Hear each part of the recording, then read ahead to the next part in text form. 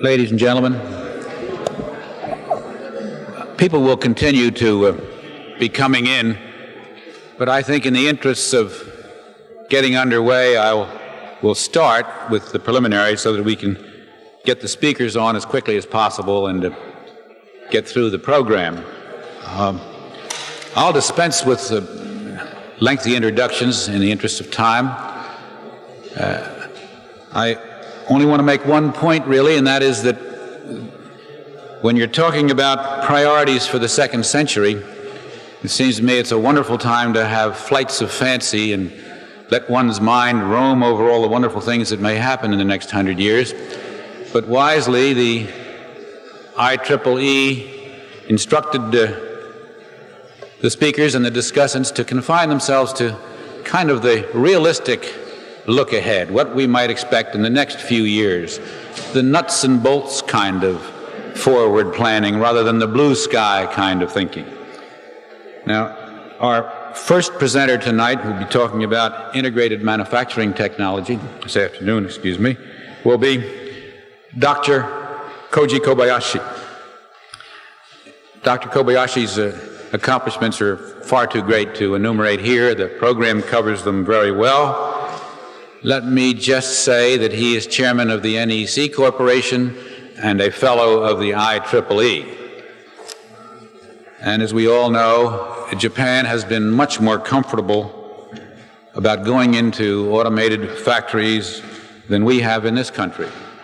And interestingly enough, my background is entirely in manufacturing, and I'm looking forward with a great deal of interest to hearing Dr. Kobayashi's remarks. And also, in the interest of time, I'm going to introduce his discussant also at this moment so that we can go right into the question and answer period without interrupting. He'll be followed by Professor Reddy. Again, you will find his background in the program. He, too, is a fellow of IEEE, and he's the director of the Robotics Institute of Carnegie-Mellon. It now gives me great pleasure to introduce Dr. Koji Kobayashi.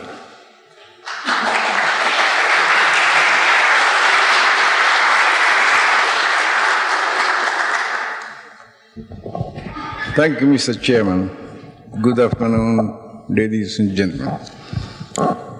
The advancement of science and technology should contribute to the development of society and the well-being of mankind.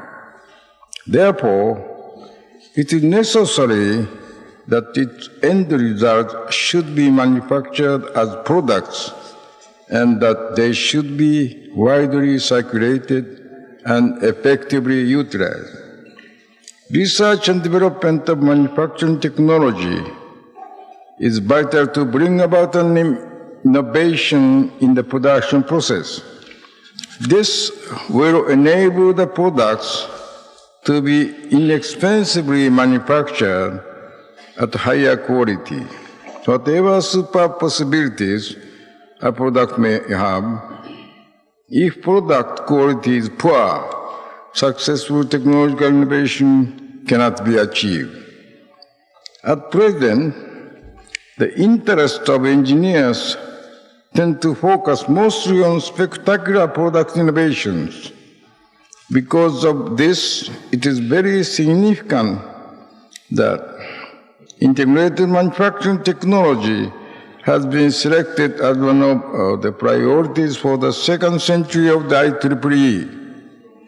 I would like to express my respect for the acute awareness of the tasks faced by the industry, by the planners of this Centennial Technical Convocation.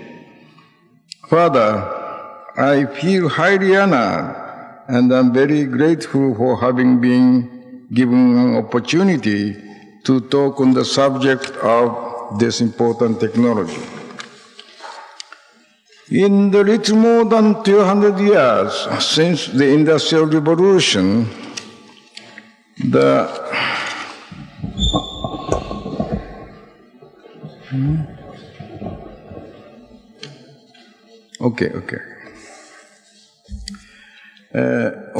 all right. Thank you. The industrial society has grown and matured and is now rapidly advancing into the age of the information society. And if the inventions of the spinning jenny and the steam engine were the motive power for the curtain raising of the industrial society, computers, modern communication technologies, and transistors can be said to be acting as motive power for the information society to come. I have advocated for several years that the integration of computers and communications that I call CNC is essential to the development of the information society, and that in order to realize it, the advancement of microelectronics technology and software technology is indispensable. This is because I believe that CNC is vital for any individual to access needed information at any place and time, to process it to match the individual's purpose, and to use it. CNC technologies can be said to be closely related to the integrated manufacturing technology essential to the information society. The desires of people in the information society are diverse. In order to respond to these desires exactly, a flexible manufacturing system should develop, in which small quantities of various kinds of products are produced efficiently at dispersed manufacturing basis. Moreover, in order to make effective production and circulation possible within plants and among markets over a wide area, the flexible manufacturing system will become the CNC manufacturing system itself. With all these advances in new production techniques, manufacturing activities should always revolve around the interests of human beings, and the quality of their life and work must not be ignored. I think that advances in production technology should conform to the concept of a man and CNC manufacturing system centered on human beings. In this presentation, I'd like, first of all, to consider the significance of manufacturing in the information society. Next, I'll discuss the production system in the information society and the manufacturing technology to realize it. Lastly, I'll consider the prospects for the manufacturing technology in our second century as centered on human beings. Manufacturing is activity of processing and converting intellectual and physical raw materials and elements into hardware and software products, which can be easily utilized by the consumer. Since the Industrial Revolution, advances in energy conversion technology promoted the invention of production machines that greatly raised productivity. As a result, mass production and distribution of hardware was made possible, which greatly contributed to the material wealth of society. As the quality of life and level of education of the general public rise, their desires become more complex and sophisticated. It has already become difficult for products designed for general purposes to meet the demands of the general public. Intelligent products that are easy to use and tailored to suit each user's individual needs are strongly desired.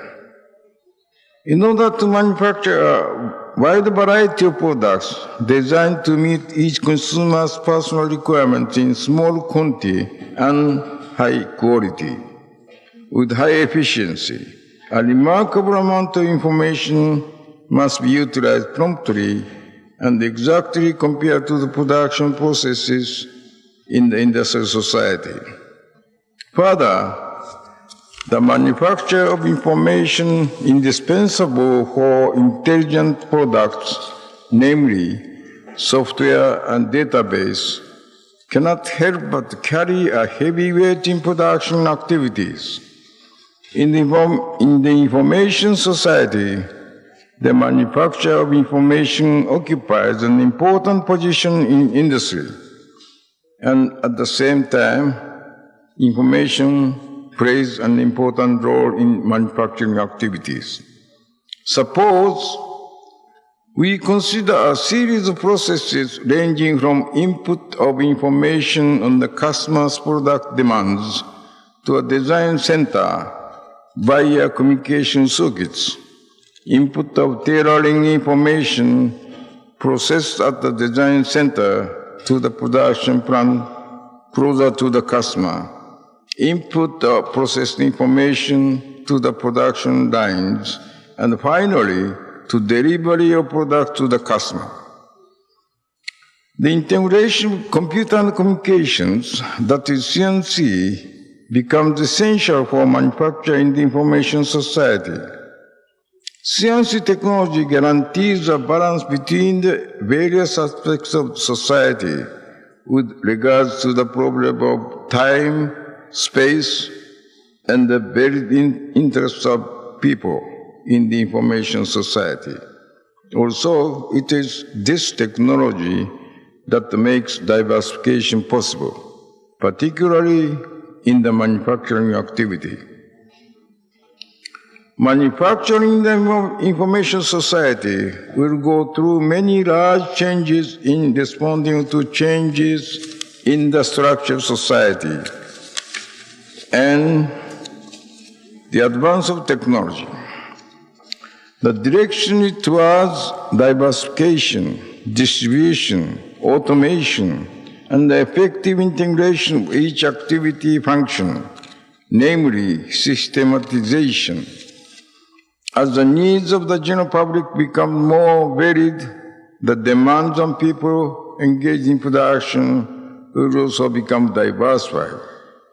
An integrated manufacturing system is an outcome of compromise between human beings, technology, and economic efficiency. I'm one of the members who first introduced quality control activity to Japan in 1946 at the recommendation of the occupation forces. From the quality control methods, which we learned from the United States, the quality of Japanese products improved remarkably, and this promoted the development of our industry. We are very grateful to the many people who guided our QC activities. During the course of integrating QC activity into our corporate activities, however, I raised several questions in regard to the American QC concept. The first question was the validity of statistical quality control. Statistical quality control by the QC department alone is liable to become static manufacturing activity. I felt that there must be QC activities based on the dynamic feedback concept, in which customers' claims are fed back not only to the sales and production departments, but also to the research and development departments and management. In this way, the entire company dynamically cooperates in manufacturing high-quality products. The second question was the validity of QC only from the top down. The more complex production systems and processes become, the more difficult it is to secure quality only through the aims and awareness of top management. Quality is ensured by integrating the awareness and ideas of all the people who are engaged in manufacture. The ideal QC activity is one where everyone cooperates in the task of quality improvements, both from the top down and from the bottom up. This concept was developed into total quality control activity covering customers, all employees, and management. I think that TQC, total quality control, is indispensable for building and operating an integrated manufacturing system in the information society. Educating all the people who work in production and raising their awareness is very important. Therefore, education, on which Professor Linville will lecture this afternoon, will play a more and more important role.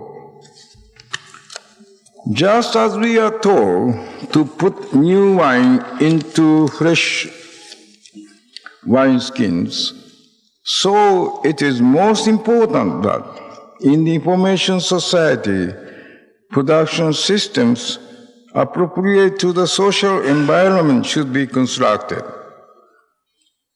Product to be manufactured will include not only those hardware products which were a major force in the industrial society, but also computer software in the narrow sense and software products in the wide sense, which are information products. The day will come when the creation of new information, knowledge, and technology will be included in the concept of manufacturing. It is not going too far to say that the role by IEEE in its second century is to promote innovation of technology and its application to support a healthy development of the information society. From the viewpoint of manufacturing technology, its role will be to promote the innovation manufacturing technology and systems in which small quantities of various kinds of hardware and software products designed to meet individual needs are produced with high quality and low cost, rather than the mass production of a few kinds of general purpose products. For this purpose, the development of flexible manufacturing technology and systems is essential. This slide shows an example of a system diagram of a flexible manufacturing system for hardware products. This system consists of a technical information processing system, a control information processing system, a production system, and a performance processing system. As can be seen in the figure, there are two major flows in the manufacturing system. One is information flow, and the other is material flow. As the manufacturing system advances to a flexible manufacturing system, information flow plays an increasingly important role in this system. It is difficult to free material flow to any extent from geographical and time restrictions. However, information flow has been rapidly freed from geographical and time restrictions thanks to the development of communication computers. It is possible to distribute the production system close to markets and the technical information processing system and the management information processing system at the most appropriate places.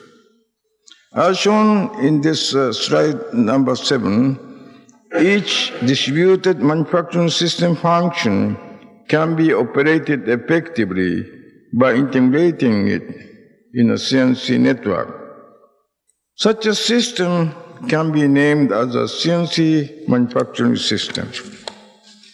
The automation of production system for mass producing fixed products will be rapidly realized by the application of current computers, robots, numerical control machines, and so on. However, For the purpose of meeting diversified needs flexibly and exactly, it is important to develop a design system which responds to individual customers' requests. That is, an individual response design system. Moreover, it will be necessary to develop a design system that defines individual product specifications based on customers' conceptual demands, namely a creative design system. The concept of a virtual plan may not be just an engineer's dream. In the virtual plan, the customers themselves can control via CNC network all the manufacturing processes, starting by submitting their product concepts and ending by obtaining their exact products. Furthermore, we can expand our dream to the development of resource-sharing plans, in which production facilities and materials can be effectively shared among plants and enterprises dispersed throughout the entire world. Before building a CNC manufacturing system, it will be necessary to solve many technical and system problems. And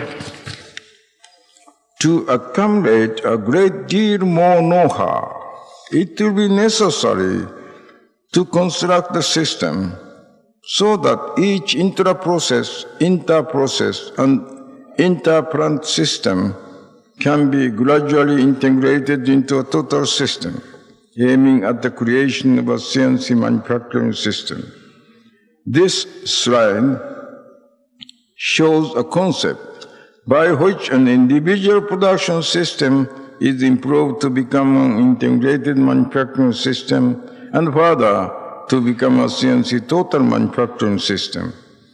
The horizontal axis shows organization and geographical expansion, which is governed by improvements in communications technology. The vertical axis shows the information levels increasing towards higher intelligence, with a corresponding need for the increased use of computer technology. The system at the bottom left is to improve efficiency within the intra-process and inter-plant. In the system at the center, the function is expanded to a liaison system between individual processes and plants for maintaining continuity of manufacture, and it has an intelligent capability so that production directives can be given online. The system at the upper right becomes the CNC total manufacturing system, where manufacturing is effectively conducted by integrated all functions from customers, materials and component suppliers, production plants, design and management centers, and to distributors. So number 10, in order to realize new manufacturing systems, it is vital to systematically integrate widely existing technologies, but it is also necessary to adopt newly innovative technologies and frontier knowledge. Keeping in mind the hardware manufacturing system shown in this slide, I'd like to consider future trend in some important technologies. Slide number 11. Automation of each subsystem in the production system is rapidly progressing by the use of computer-aided manufacturing technology, robotics, and computer-aided testing technology. However, intelligent robots must be developed for the purpose of processing, assembling, inspecting, and completing various kinds of products, particularly parts for products that have different shapes and functions. These robots must be able not only to repeat program motions, but also to recognize cubic objects three-dimensionally to process different products flexibly and to assemble and inspect them based on instruction changing every moment. Slide 12. The most manpower-intensive area in present production lines is the loading, unloading, and transfer of materials and parts between processes. If it were possible to load or unload differently shaped parts without damage at the most appropriate places in the transfer handling cassette by intelligent robots, the material flow efficiency could be greatly improved. Slide number 13. Present robots are large and heavy and can only perform simple actions compared to human workers. Much greater advances in material control technology are still required. Also, progress in sensor technology is necessary, especially the improvement of sight, pressure, position, and angle sensors. This photo shows a linear sensor and an angle sensor using multi-layer ceramic technology. These ceramic sensors can output position and angle information directly in digital form and therefore should greatly contribute to cost reduction in digitally controlled machines. Slide number 14. This photo exaggerates the simplicity of actuator utilizing multi-layer piezoelectric ceramic technology. They will enable us not only to precisely control the position and angle of machines, but also to replace pulse motors and will greatly contribute to miniaturization, low power consumption, and cost reduction of robots. Advances in microelectronics technology are, of course, essential for raising the intelligence of all machines, including robots. Slide number 15. The rapid progress in laser technology will bring about a huge revolution in manufacturing technology. This slide shows a conceptual diagram of a super high-performance flexible manufacturing system complex utilizing lasers. Optical fibers are used for communication of information between the process control center and each process machine or robots in order to avoid system trouble caused by electromagnetic induction and to secure reliability. Slide number 16. At this stage, great advances in the technology of technical information processing systems are far more necessary than improvements in production system technology. In order to realize a design system able to interact with the individual response design system and the creative design system, considerable progress in the following technologies will be required. Number one, knowledge processing technology for efficiently and promptly analyzing customers' requirements and designing specific production procedures. Number two, knowledge-based technology for accumulating the design know-how and the engineering database required for knowledge processing so as to enable effective accessing. Number three, analysis and synthesis technology for effectively and promptly executing modeling and simulation. Number four, man-machine interface technology for designers' workstations so as to enable designers to communicate with customers and computers effectively. Slide number 17. In order to realize the CNC total manufacturing system, the virtual plant and the resource sharing plan have to be realized. To do so, advances in the following technologies are required, in addition to those mentioned before. Number one, CNC technology for organically connecting customers and production systems dispersed over wide areas. Number two, information hierarchy technology for effective operation through each increasing complex layer of design, production, control, and management. Number three, high-grade software technology required for creation, alteration of systems, information control, and distribution control. From those technologies that I have just mentioned, you can see that advancement in software technology is needed far more than in hardware. Without profound progress in software production technology, in particular, it is not possible to respond to the development of manufacturing systems and their diversified needs. So number 18. When I explain the importance of software production technology, I often make an analogy with Mount Fuji, highest mountain in Japan, the beautiful sacred mountain of Japan. The base of the mountain below the fifth station bursts and gives us a great feeling of stability. If we compare software markets to Mount Fuji, the area below fifth station would represent the markets for the general public, centering on application software.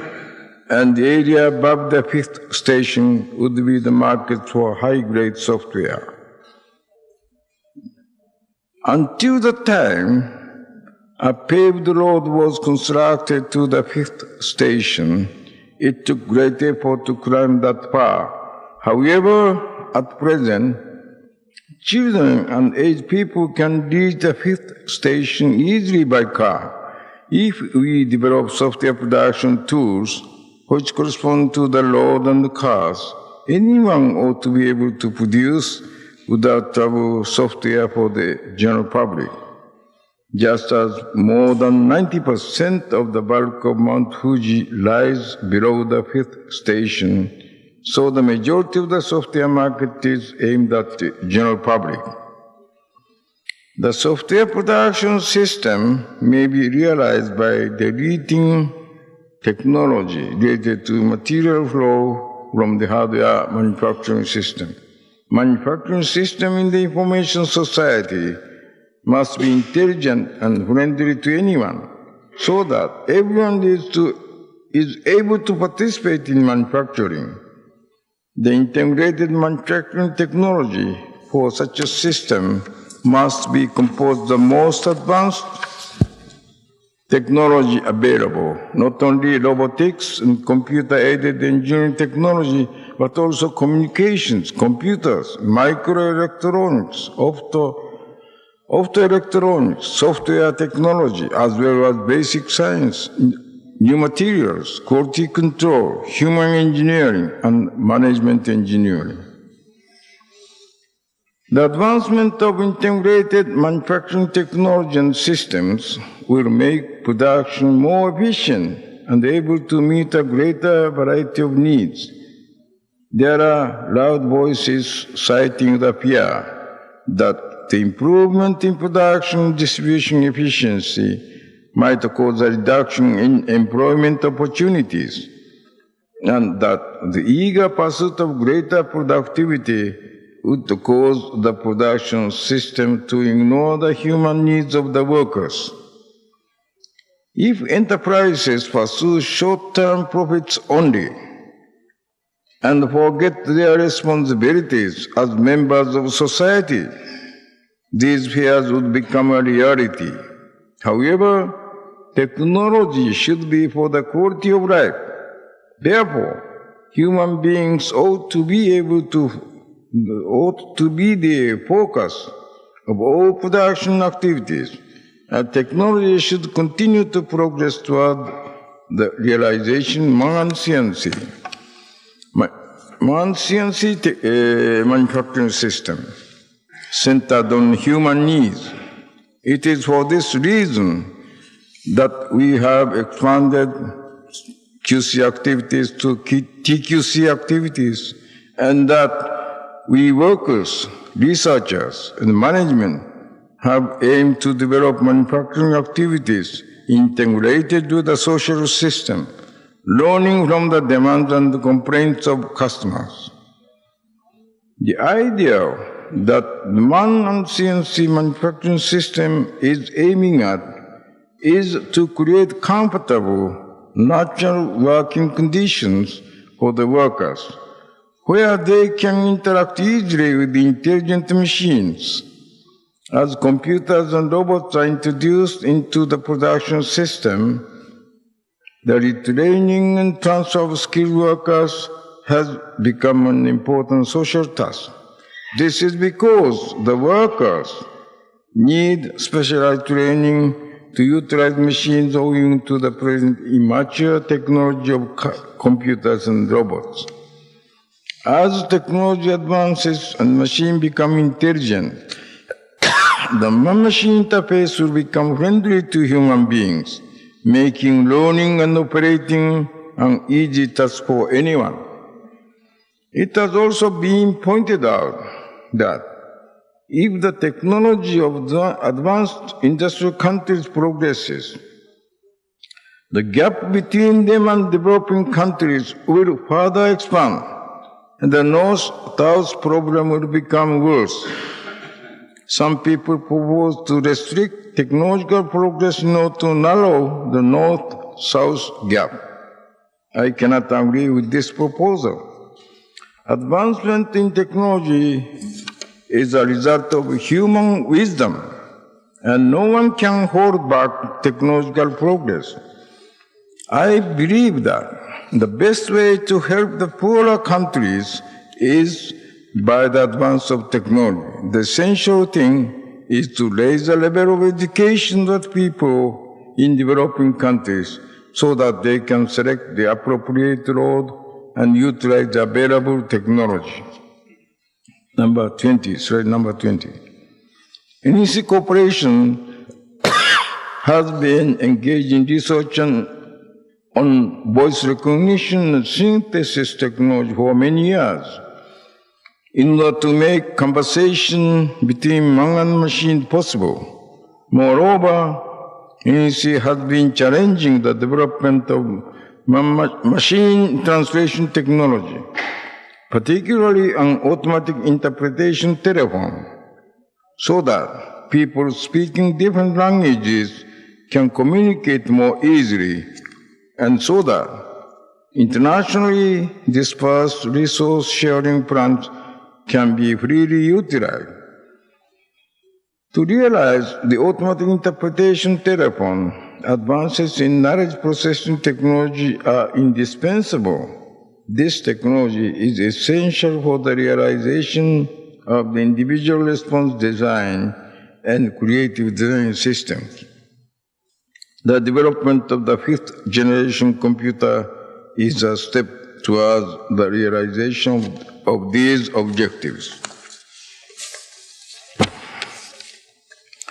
I have been studying English for over 60 years, but I still cannot communicate to my satisfaction. It is necessary to learn each language and culture for deepening international understanding. I hope that the automatic interpreting telephone will make it easy to learn foreign languages and culture and improve international communication.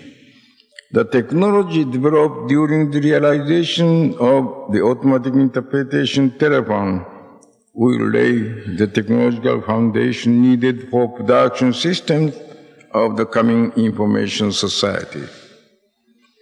As we move from the industrial society to the information society, the industrial structure will change.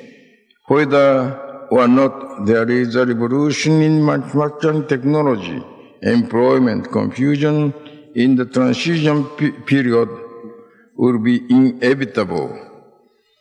In order to make this confusion as small as possible and to get it under control in as short a period of time as possible, technology must advance. New employment opportunities must be created. For this purpose, positive innovations in manufacturing technology will be a priority in the second century of IEEE, which will not be restricted by the old production technology in the industrial society. Thank you very much.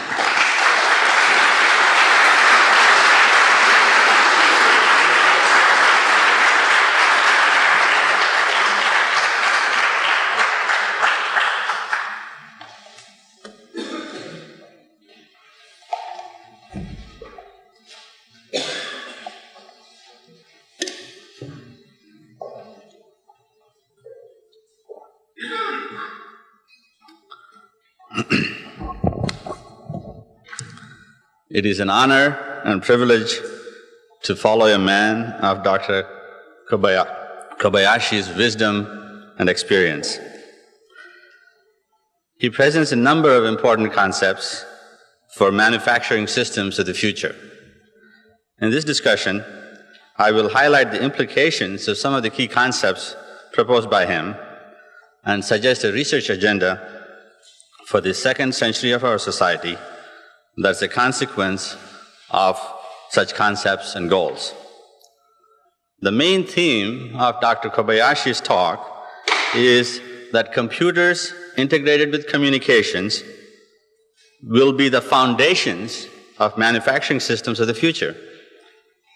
This important concept is being widely acknowledged, as can be seen from the recent arrangements between General Electric and Ungerman Bass and the recent acquisition of Rome Corporation by IBM.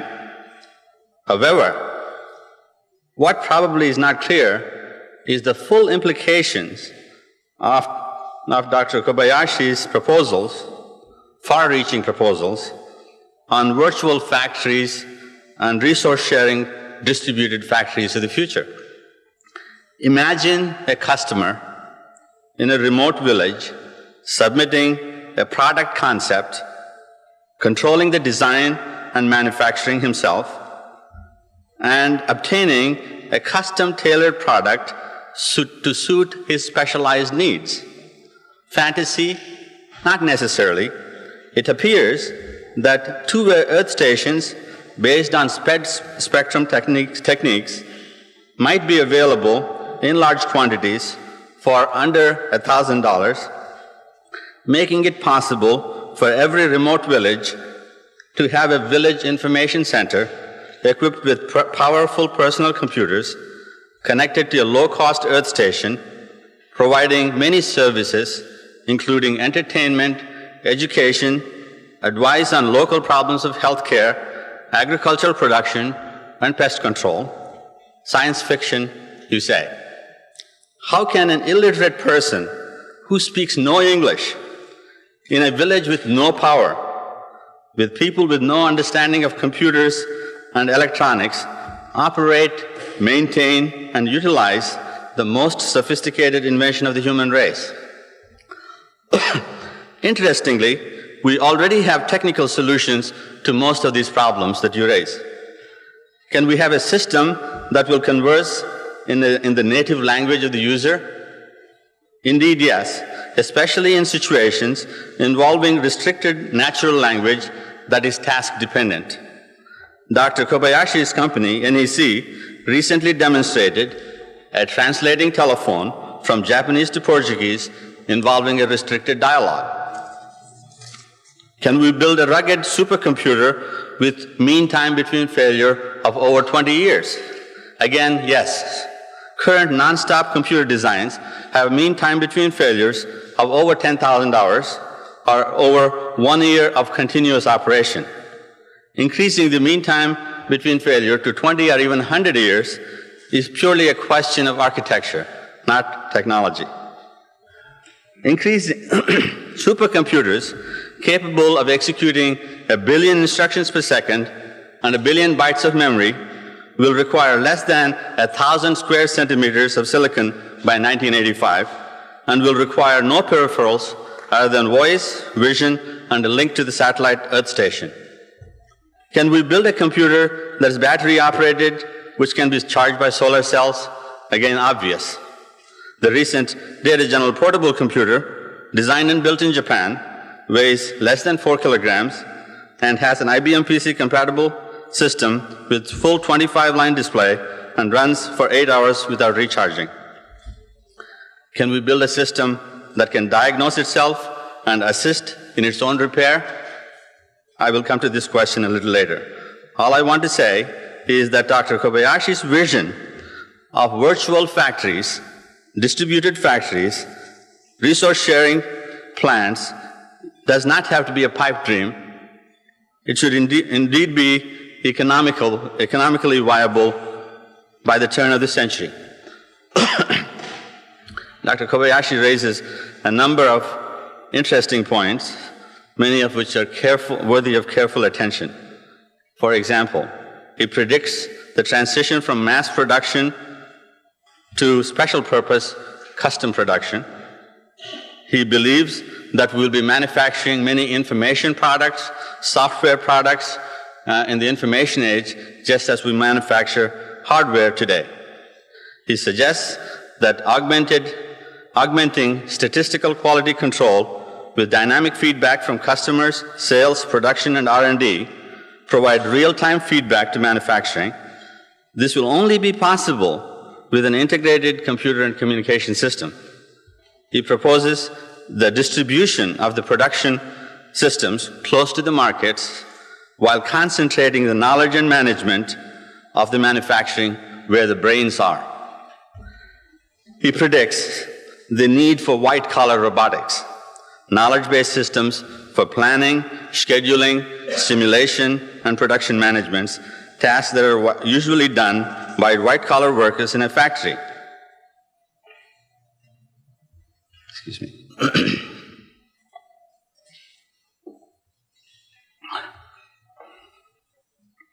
Now I would like to discuss some other concepts that are likely to significantly alter the nature of manufacturing in the second century. First is the concept of a self-operating factory, a factory that can convert raw materials into finished products with little or no human intervention. One can add other attributes to these basic concepts. The idea of a micro-factory, a small facility, for example, that can produce a personal computer with the same economy as mass-produced personal computers. The idea of a multi-purpose factory, again, for example, a factory that produces personal computers today, TV sets tomorrow, and transistor radios the day after. An inventory-less factory, a factory, to use Dr. Frosch's term yesterday, that can virtually live off the land, use the raw materials available locally. A factory that possesses all these attributes must capture the knowledge about the products to be made, the raw materials to be used, the tools and fixtures, and many of these, if they're going to be multi-purpose, would have to be generic.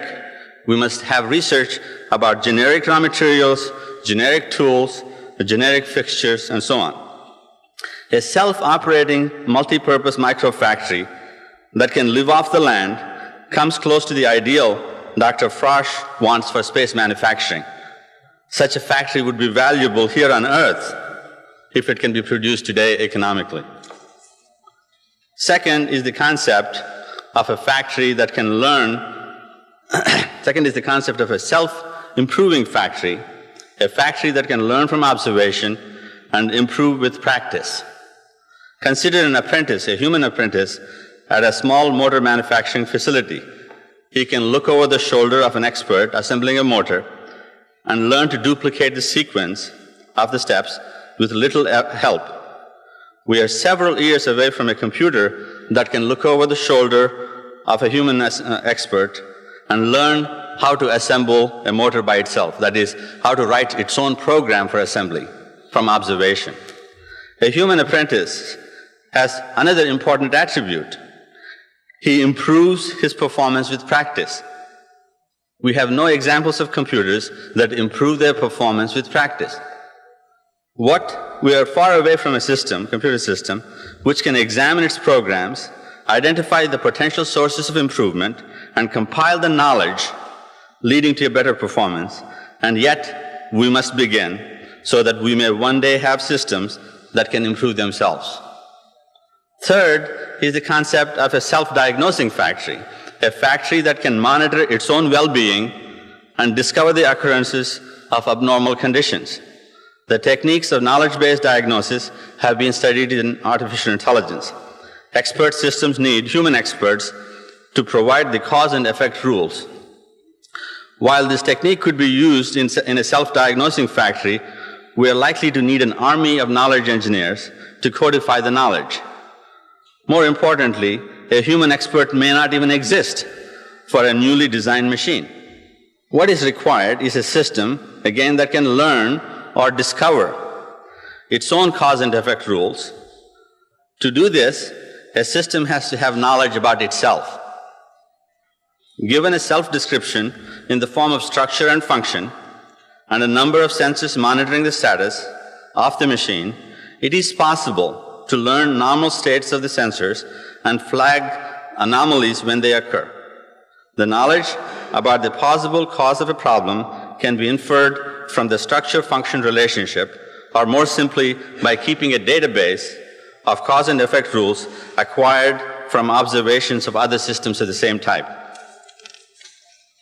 Fourth is the concept of a self-repairing factory, a factory that can repair a malfunctioning unit. Such a repair could be accomplished in a number of ways. By replacing the malfunctioning part. Where does this part come from? It could be from inventory, it could be manufactured in situ from generic raw materials, or it could be produced through the use of automated reverse engineering techniques in which a new design would be automatically formulated to mate a newly manufactured part to a worn-out assembly of the rest of the system. Repair by technology insertion, in which functionally equivalent and compatible part, which is not structurally the same, can in fact be inserted for repair of the system. The knowledge about structure and function of a system must now be augmented by assembly and disassembly instructions, part-whole relationships, and manufacturing instructions for the parts to be made in situ, requiring raw materials, tools, fixtures, and so on. If we are successful in developing a self-operating, multi-purpose microfactory that can live off the land, which can also diagnose and repair itself, then we are not far from the self-replicating factory of Dr. Frosch, or even going further from a self-replicating factory, even a small factory that can produce larger new factories. This could lead to an evolutionary growth of manufacturing facilities so that space colonies can be self-sufficient to a large degree.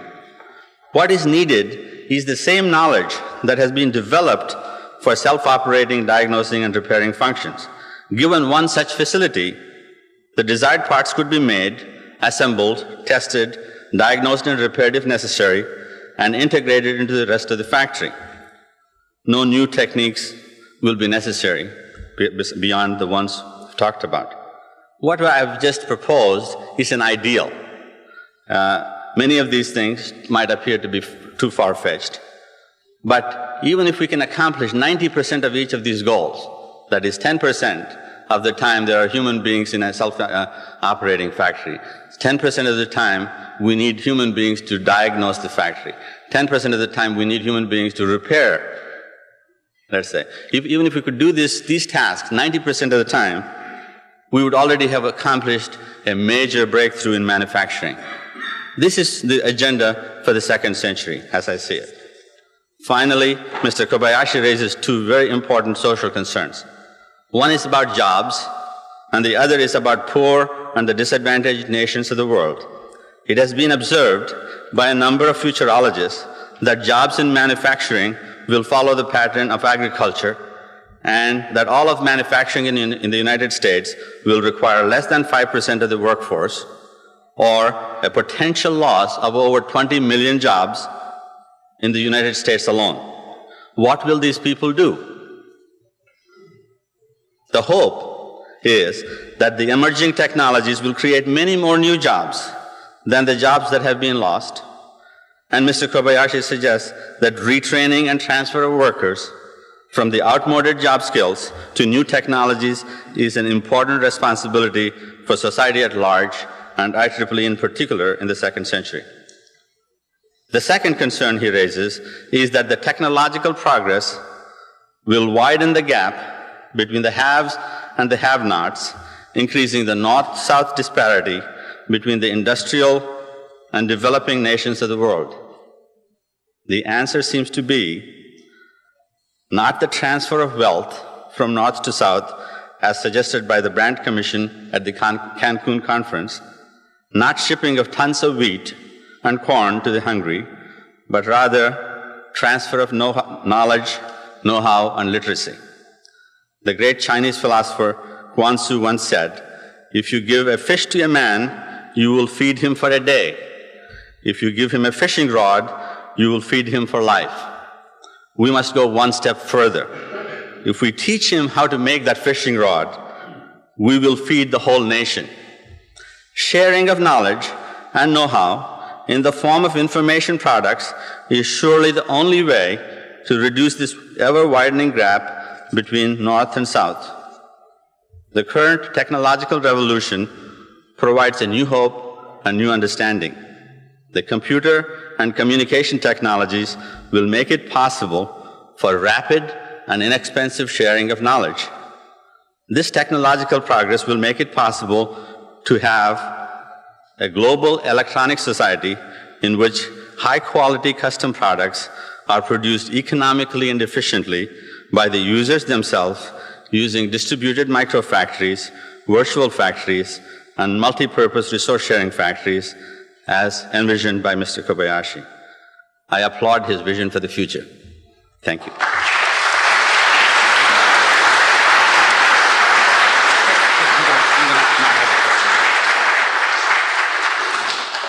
Thank you very much, Drs. Kobayashi and Reddy. I'm going to exercise the privilege of the chair and waive the question and answer period till we get closer to schedule, and if we have time at the end of the program, we will bring up any of the speakers that you want to talk to. But in deference to the other speakers, I think we ought to get back on schedule. So, Dr. Kobayashi, I'm not going to have a question and answer period right now. So you should take your seat over here, back here. The next subject is education in priorities for the second century, and specifically science education.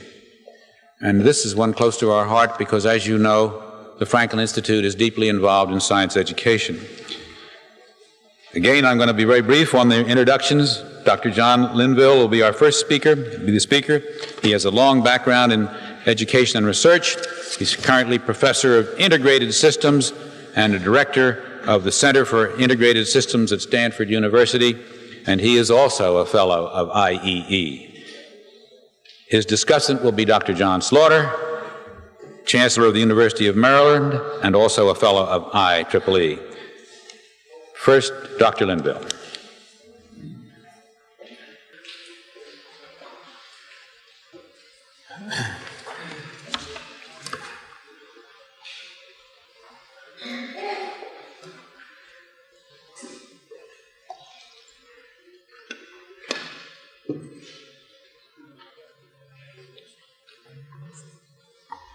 Well, greetings,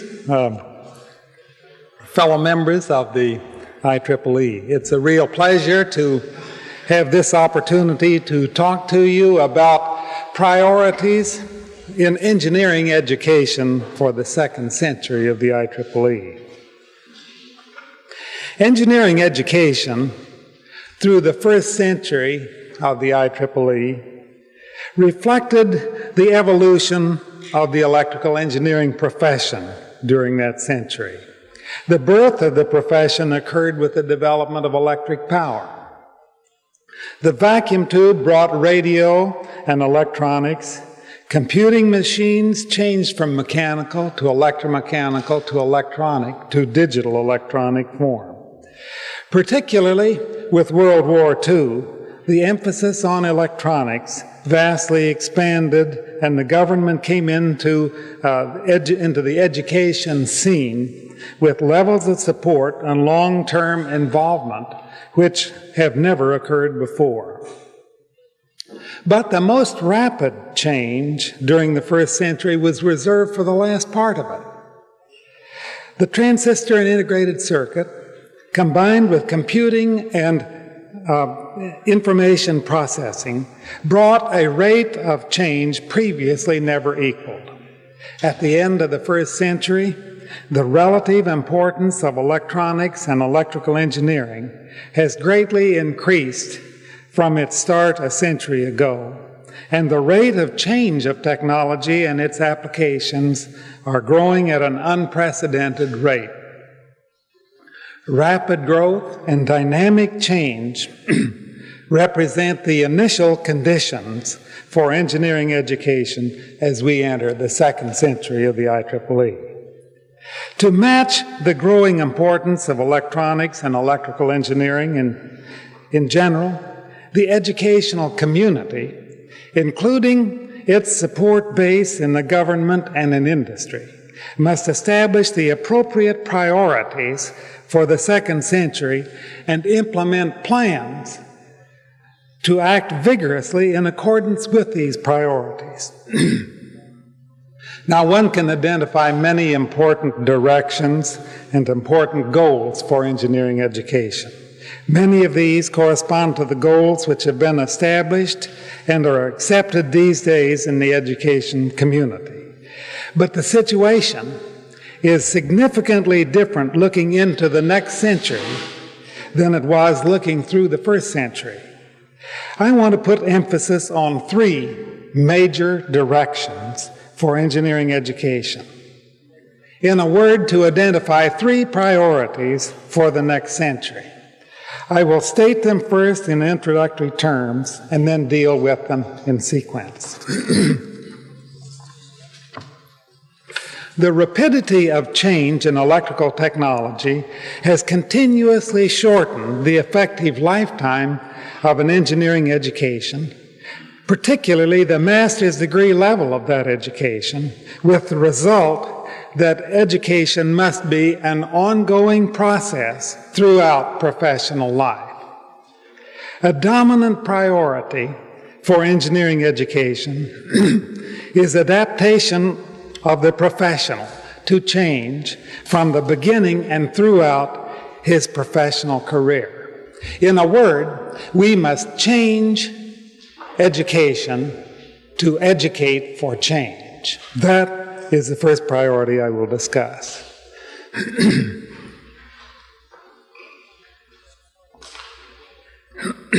Electronics has brought powerful tools for education. Television and the video screens of computers impact all parts of American life. They've come into the educational process by intent or automatically. The tools technology has created must be used imaginatively by the engineering sector to promote the education of new and practicing professionals. An important priority for engineering education is to utilize technology to enhance technological education. That is my second priority for the second century. Today, engineering education is going through a significant crisis. There is a severe shortage of faculty members qualified and interested to pursue an academic career. Those academically qualified for the teaching profession have recently found it more attractive to pursue careers in industry. An incentive system for education is lacking, in which productivity and excellence in the profession are sufficiently rewarded to make academic careers attractive. In fact, the entire educational system would strongly benefit from a significant incentive system, both for faculty members and for other sectors, as I will explain shortly. So my third, and I think the most important priority, is the provision of an incentive system for engineering education for the next century. Now let me turn to these priorities one at a time.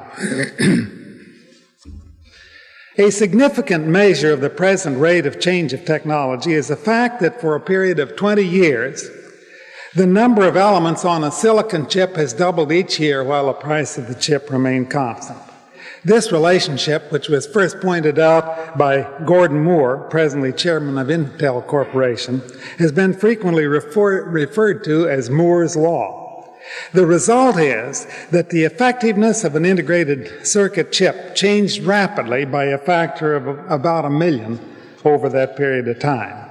The impact on the computer, on telecommunications, on electronics in general has been profound. The microprocessor, the computer on a chip, evolved in this environment, changing rapidly both the power of the electronic systems which are possible and the way in which these systems are designed and used. Now, the engineering curriculum at the MS level is the part most affected by changing technology, and itself has exhibited corresponding change. The undergraduate curriculum necessarily involves large components of mathematics and science, and these change relatively less rapidly. The new parts of the MS curriculum are of key importance to practicing professionals, since these new parts provide their agenda for study to maintain and build their professional competence on a dynamic, lifelong basis. For example, the design of systems involving microprocessors is presently only a decade old in the curriculum, and the courses in the layout of large-scale and very large-scale integrated circuits is only half a decade old. The breadth of utility of microprocessors and custom ICs means that the electronics professional must learn to use these implements whenever it was that he received his own master's degree. Now could I have the first view foil?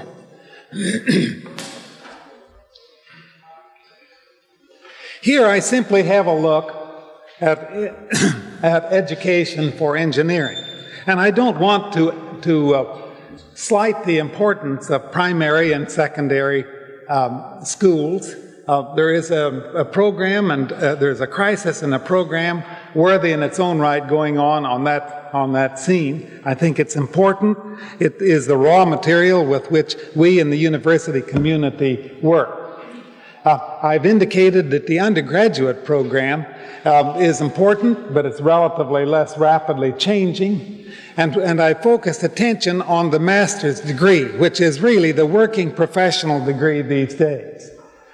The characteristics of it are that it is the most rapidly changing sector. It's the most necessary to technological process. The working degree for the real engineer is a master's degree.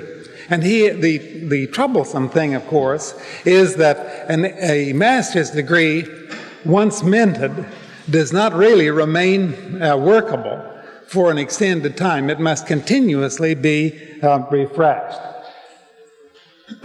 And of course, finally, that degree is important to the largest spectrum of engineers. Doctoral education and research is important, will continue to be so, but there is no doubt that the major work for the educator is going to be the master's degree. Now we can shut it off for a moment. Electronics professionals literally face the challenge of a continual process of education which must be lifelong. The industry which employs them must face the challenge of maintenance of the effectiveness of its workforce, the central component of its base of competitiveness. The question, how can lifelong education be most effectively carried out and who will be responsible for the process and system is, of course, a major issue for individual professionals, for the society, and certainly for the educational institutions. One possible answer to that question was provided in 1982 in a Centennial study at MIT, which was reported in Lifelong Cooperative Education, written by Professors Bruce, Siebert, and Smullen under the chairmanship of R.M. Fano. The proposal of the MIT study is that industry and the university must cooperate in the lifelong education of the professional engineer. Moreover, the MIT study recommends a method of tutored videotape instruction initiated by Professor Gibbons of Stanford for providing that education. In tutored videotape instruction, videotapes are made from regular classes paced by a live learning audience trying to understand what the professor means and helping him out when he's in trouble. The videotapes are played in TVI before a small group, typically about 10 or less, by a tutor. When one of that small group doesn't understand a point, he asks a question and the tape is stopped by the tutor, who facilitates a discussion of the matter not understood, but does not immediately answer the question or give a mini lecture. When a point is understood, the tape is started again. Gibbons' supposition that course material would be effectively learned in these little intellectual communities, as he called them, formed by the viewers and the tutor, was really verified by a large number of tests in which the videotape viewers, actually a set of groups from Hewlett-Packard, took the same quizzes and same examinations as the regular class. The viewers performed just as well as regular students. Moreover, there's economic gain. Since the same lecture material is presented to a larger audience, and of course the tape can be viewed anywhere that a tutor is located with a video player. The method is receiving further interest these days, and I think is a promising way to solve part of the problem ahead of us. Of course, there are other important means to implement ongoing professional education in this environment of change. The program and publication functions of the IEEE play a very important part. In conjunction with major regular meetings, tutorials and workshops on forefront technology have become commonplace. They play an important role in the education process and should strongly continue. The importance and effectiveness of short courses is apparent from the fact that groups of professionals, frequently educators, have made successful side businesses conducting them. Well, how should professionals, you in this room, view this environment of change in which we now exist? How do you view the business of being a professional who is also a student? A pair of roles intertwined for a whole of a career. In one word, I think, enthusiastically. It's not the imposition of a drudgery upon the profession, but the injection into it of an exciting, continuously renewing experience. It's clear that some of the learning must represent an investment of the professional himself. In other words, he's going to spend some of his evenings doing this. Some of it will be provided by the employer, and some of it represents a new investment of society at large through the governmental systems. All three sectors, the individual, his company, and his government, will in the long term significantly benefit by the process set up. The benefits of the outcome of the technical professional workforce will return a handsome benefit to all sectors making its investment. Now let me turn to the issue of, or to the priority, technology to enhance technological education. In the June issue of Spectrum, which looked at technology and the individual beyond 1984, two significant papers were presented regarding technology and education. Professor Van Valkenburg, in his article entitled Technology as a Tool for Teaching EEs, made a compelling case for the attractiveness of technological aids for education. He points out numerous examples of the effective use of electronic recording, both video and audio, in the education process. In addition, he shows the significant impact which the introduction of the computer as a teaching aid already has made. In the end, he concludes, and I certainly agree, that the use of technological aids increases the efficiency of education. That means that the number of effectively taught students per professional teacher will certainly increase. In the same issue, Professor Sert of Carnegie-Mellon, in The New Teacher's Pet, the computer, points up the use of the computer in the broader base of secondary and undergraduate education. Sert believes that increased access to computers with short response time removes a major limitation which has prevented computer education in the past from achieving the success that he now anticipates. The creation of software by computer-aided education is a major task. The consortium of universities organized by Carnegie-Mellon to build and share a software base is itself an important step. Now, graduate education in technology, particularly that part involving experimental research, requires experimental equipment which is expensive and which changes rapidly. At the same time, there is no effective substitute for hands-on experience in this part of the learning process. In the experimental research arena, the same class of equipment is necessary in the university as in the industrial research laboratory. The cost of equipping and maintaining a research laboratory and integrated circuits, or semiconductor physics, is comparable per doctoral student to the cost per technical professional in the corresponding industrial research laboratory. Now, that is an overwhelming burden of a new kind, an important one which we must meet. The implication is clear that a new higher level of capital investment is essential in the graduate schools presently and those for the future. Now, an alternative method of achieving hands-on contact with the professional implements is for the student to have this contact in conjunction with an industrial operation. One sees in this situation a merging of the educational operation with the industrial operation. A moment ago I said that industry has to get into education because it has an ongoing workforce which continually has to be re-educated. And now we see that the university has to provide an environment much like the industrial environment to do an effective job of teaching. I think it's clear that the functions of industry and the university are on a path of merging. They have many goals in common. Technological education, by its very nature, will have a content which is essentially more industrial than has ever been so before.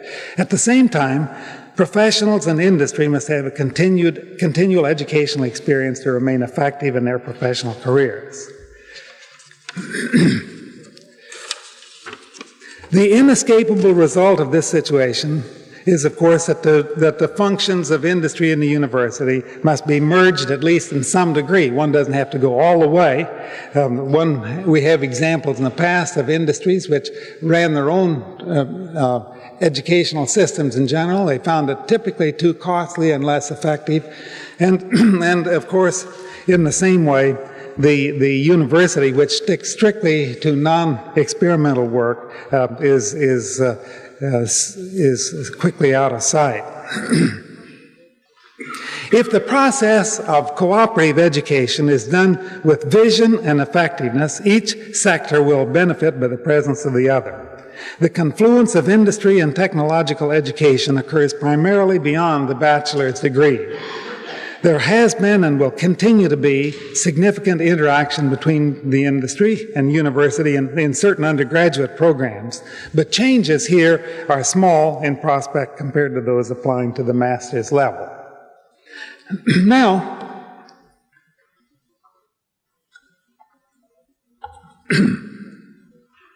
Now let me turn to the third priority, the incentive systems for education. There are two aspects of incentive systems which I want to discuss. First, I shall talk about an incentive system for teachers. The shortage of faculty members, particularly professors in the area of computer science and systems, is strong evidence that the education profession has lost comparative attractiveness to industrial careers. An American Electronics Association Blue Ribbon Committee characterized this situation as industry having eaten its own seed corn. For the technical industry in particular, but for all of society as well, the problem of faculty shortage is a very serious one. What we as a society must do is to establish incentives which make the teaching career attractive to the most able professionals inclined toward such a career. Up to a certain level, regular salary is a primary incentive. The investment of larger amounts of money for teachers' salaries is essential for the educational system. Only by providing suitable salaries can society make outstanding teaching careers attractive to new PhDs. Graduate students preparing for a career in education must be able to project an economic scale which does not imply financial sacrifice. In the presence of an adequate base salary, external income from consulting, publishing, and lecturing, of course, are effective and attractive incentives in their own right. But there are other important incentives to educators in addition to salary.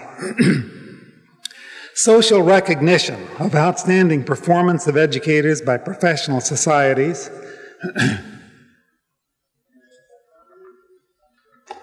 by government and industrial entities, all have a powerful role in stimulating outstanding performance.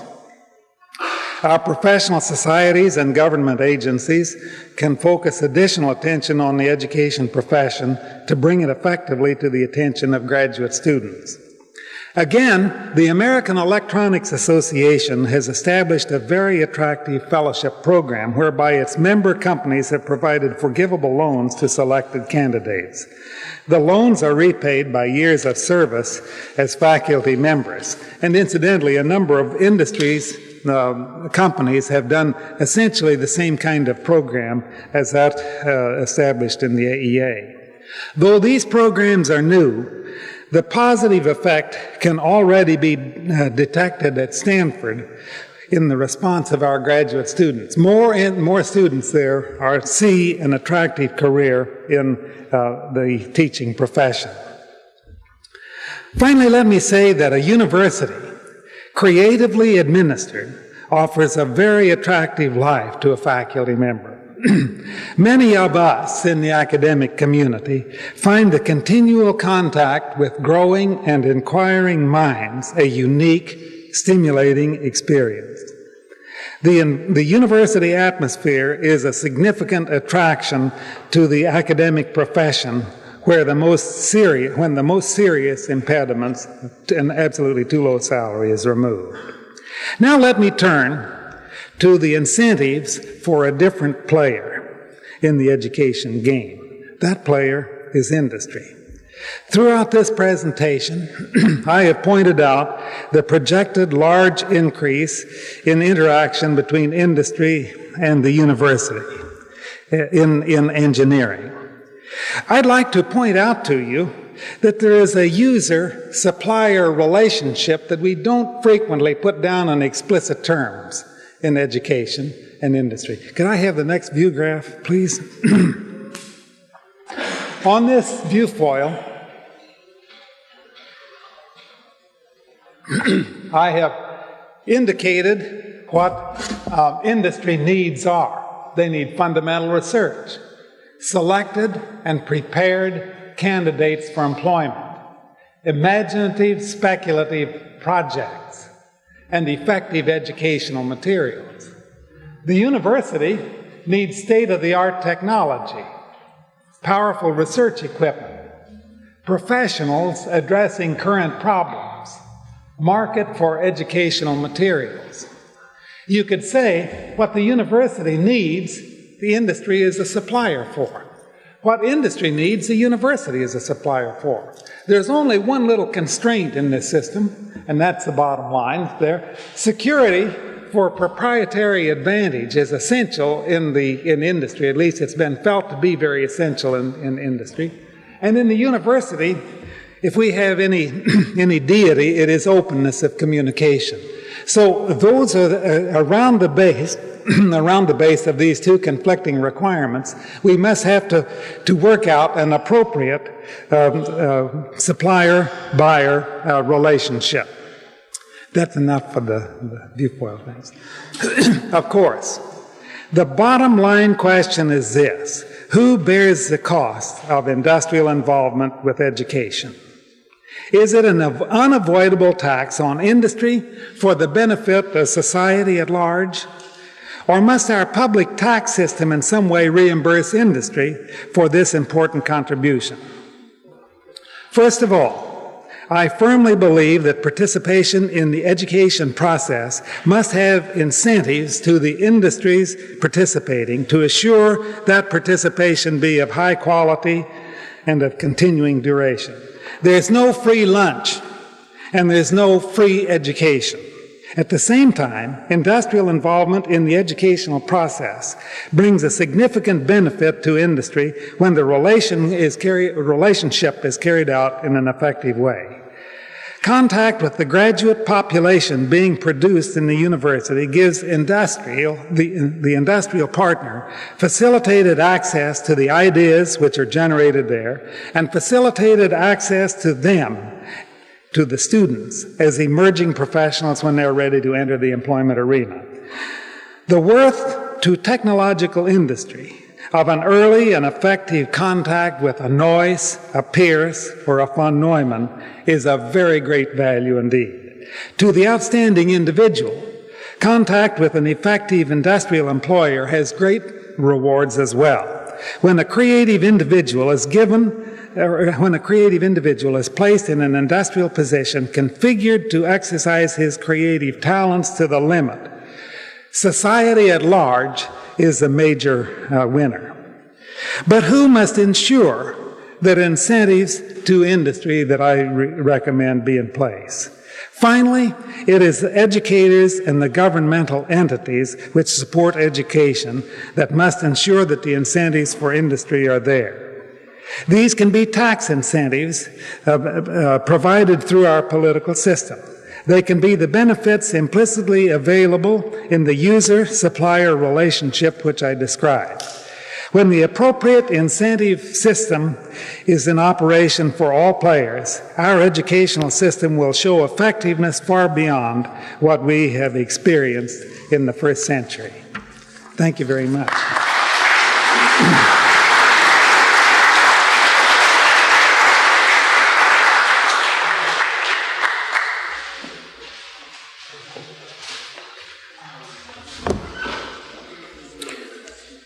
I'd like to thank David for inviting me to be a part of this program this afternoon. I particularly appreciate the opportunity to appear in the same segment of the program with Dr. John Linville.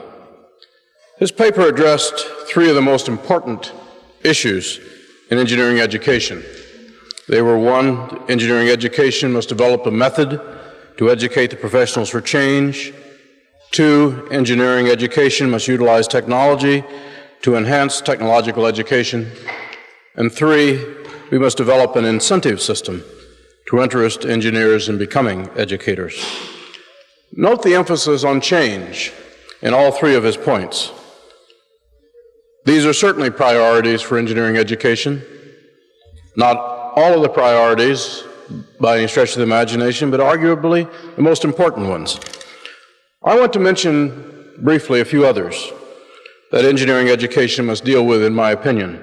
But first, let me comment on Dr. Linville's point about incentives. Paul Gray, the president of MIT, said that one of the major problems facing education today is that an academic career is becoming increasingly less attractive, a point which John Linville made very clearly. It is my belief that higher education needs to steal a page or two from Peters and Waterman's successful book, In Search of Excellence.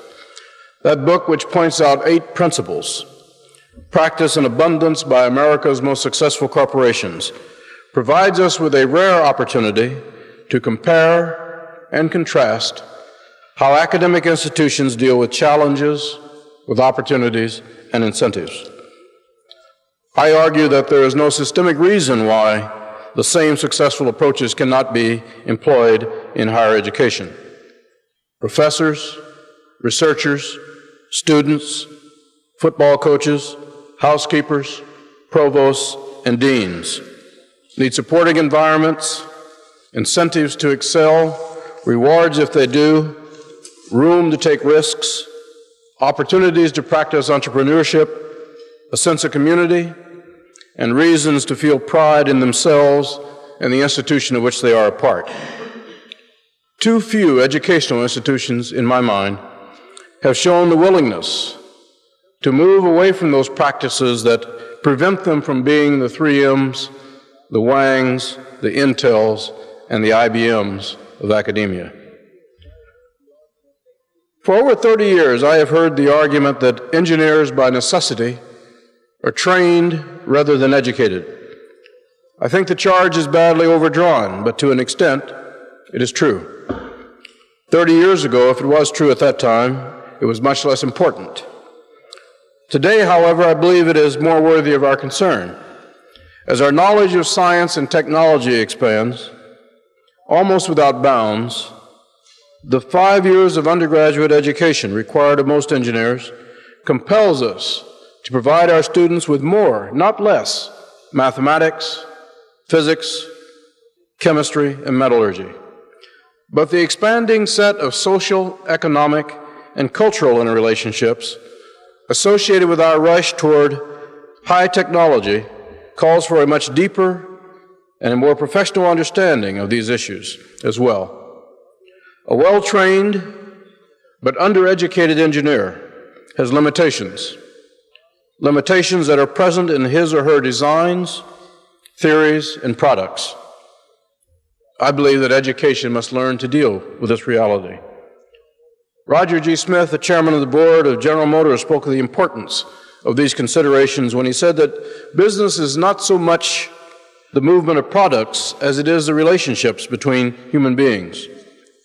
That view was echoed by Charles O'Brown, chairman of the board of AT&T, who said that my own experience has shown that it is the conceptual issues and problems in business, the humanistic concerns, if you will, that are the most difficult to deal with and the most crucial to resolve. And so there is a place, he continued to say, a central place for the humanities and the liberal arts. That's the good news. The bad news is that the good news is not better known.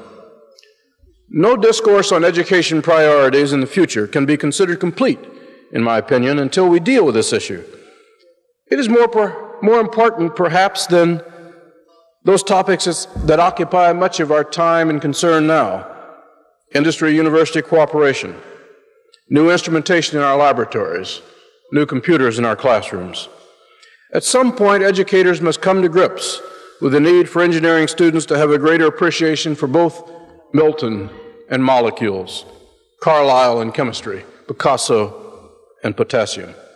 In an ever-changing society such as the high-speed, high-pressure, high-technology one that we're helping to build, there will be a greater need than ever before for those persons who take our places 50 years from now to have a better education and better abilities in the humanities and the social sciences than do we. Finally, I remain concerned about the slow progress we as a profession are making in improving the presence and the quality of that presence of women and minorities in engineering. A look around this hall confirms that our generation has not been very successful in that regard.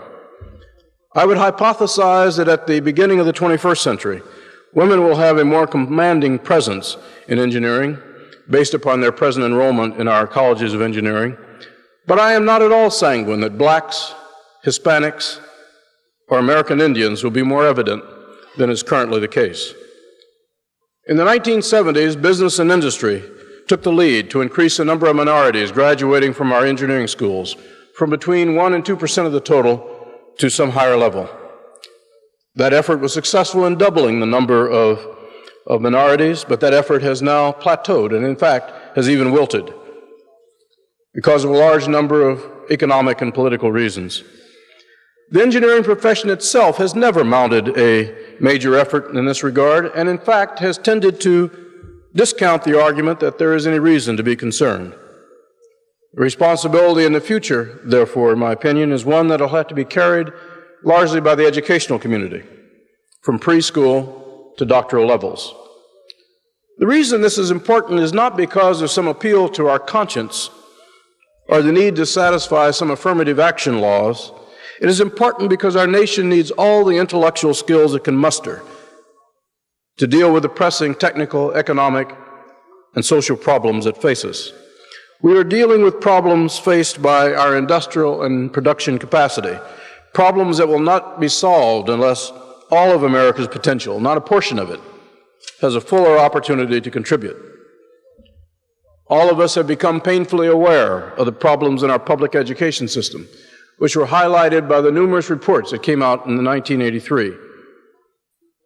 Encouraging has been the response of school boards, administrations, and the public toward improving those schools. I trust that that momentum will continue. Higher education is beginning to respond as well. The new cooperation will, I believe, produce much improvement. But we need to recognize that serious disparities still exist, disparities that impair many disadvantaged young persons from the necessary exposure to science and engineering that can ignite that spark that will make it possible for them to pursue these fields of discovery. Priorities for education are great. They underlie all the other priorities that are before us. They include producing the finest scientists and engineers, a knowledgeable, well-informed citizenry, and a national climate of enlightenment and tolerance. The future of our country depends to a large extent upon our commitment to meet those priorities. Thank you very much.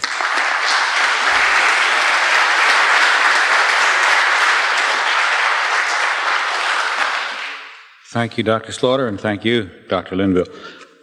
We're getting back on schedule, and I thought what I would do now is the refreshments are out there, and if we take a quick break and we're back here by 25 of, we'll be able to have an extended question and answer period at the end of the last presentation. That'll get all our speakers on and have a good question and answer period at the end. So if you'll be back here by 25 of, we'll continue with the presentations.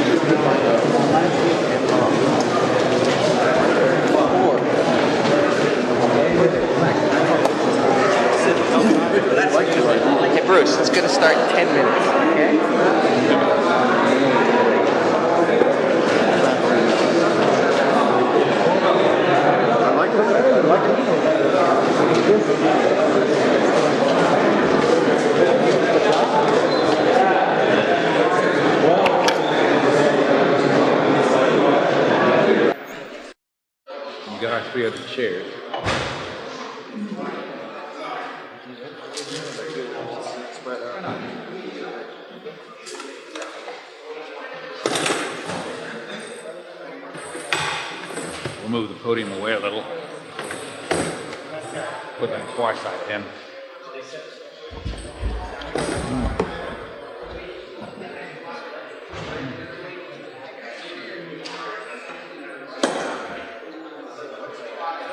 That's better.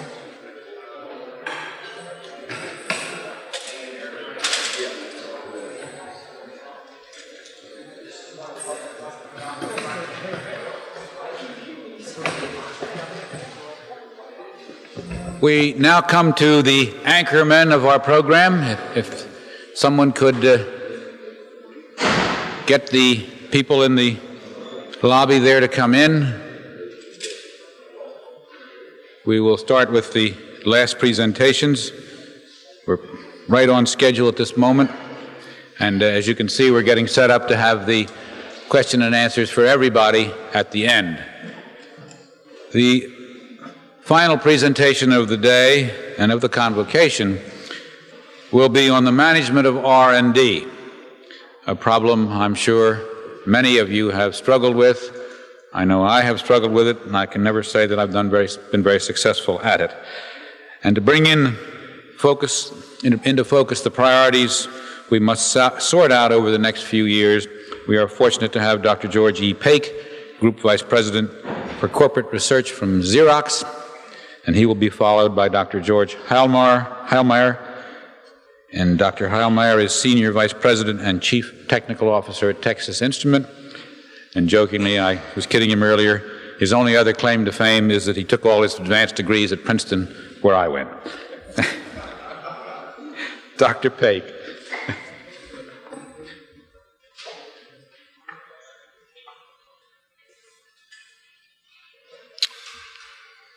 Thank you very much. At the outset, with a title like R&D Management, let me make this following statement, lest there be any doubt. When it comes to R&D, I'm for it. And now I'll try to do some discussion of that. As other speakers here have doubtless felt in preparing their remarks, I found that attempting to produce thoughts that might be applicable to a forthcoming century was an awesome task.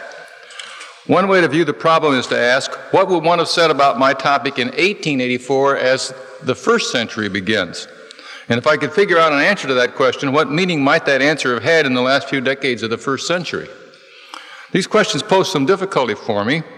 I feel confident that the phrase R&D management would have drawn puzzled reactions in 1884. First of all, the technical pioneers of those days were probably far less lazy grammatically than we are today. Since the New Deal was 50 years in the offing, the language had not been corrupted by alphabet soup, much less so by acronyms.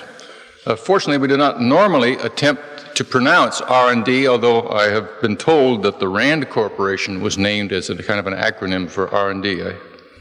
I don't know whether that's historically accurate or not, but in general, we do not refer to R&D by attempting to pronounce it. Well, even if one were to imagine speaking in 1884 of research and development rather than cryptically of R&D, I have serious doubt that the two words were, in those days, frequently associated. The notion of research as a basis for development of products and services and the concept of a flow from research to development is, I suspect, entirely a 20th century thought pattern. This gives me considerable pause. What will R&D connote in the year 2084? I'm sure that the word research had full meaning to AIEE members in 1884, though it would not have brought to mind large industrial organizations or professionals such as Drs. David and Gomery and I have responsibility for in our respective corporations.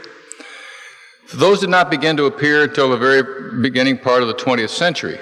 Instead, research would have had primarily an academic association. I'm less sure what meanings in a technological context the word development might have had in those days.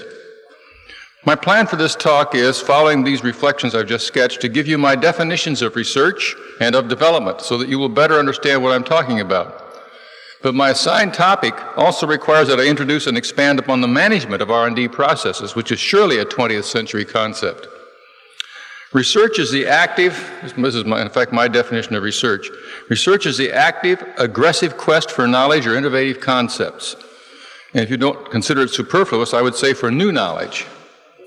In the context of the R&D process, people sometimes wish to make a distinction between two kinds of research, basic or fundamental research on the one hand, and applied research on the other.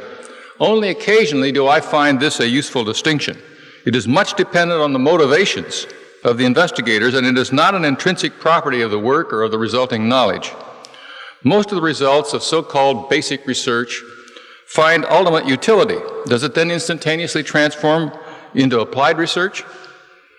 In fact, this brings to mind an anecdote we heard yesterday about the marvels of NMR, nuclear magnetic resonance imaging. Now, I was a graduate student immediately after World War II at Harvard, working with Ed Purcell, who was doing the pioneering work on nuclear magnetic resonance that would ultimately earn for him a Nobel Award. And in those days, I remember writing a letter to my parents and pointing out that I was learning about the properties of the nucleus and how the nuclear magnet, as a kind of a gyroscopic entity inside an atom or molecule was very sensitive to its immediate atomic and molecular environment. And I said, remember now this is in the wake of World War II, which brought to mind, when you did physics and said something nuclear, it brought to mind either nuclear bombs or nuclear energy, or maybe my parents might have thought about the practicality of radar and things of that kind. I said, well, however, this is just basic knowledge. This will never have any application, which shows how wrong I could be. First of all, and that's a warning if I'm going to project for the second century, I guess. But I clearly did not foresee even the applicability of the NMR spectra to analytical chemistry. We could readily understand from what we were learning about the way in which the immediate environment of the nuclear magnet influenced the resonance spectrum. We could understand that you could learn a great deal about the atomic and molecular environment. But I could not at that time conceive of the data processing capability that would permit the kind of real-time analysis that goes on with the NMR tomography of the type you saw illustrated yesterday. Now, so I thought I was doing basic research, but now you see I discover I was doing applied research. Now, in some respects, I find it more useful to distinguish between long-range and short-range research. Although most basic research is long-range in its outlook, the converse is not true. Development, as a process step following research, is an organized effort to apply the new knowledge gained from research to devising a commercially or socially useful product or service.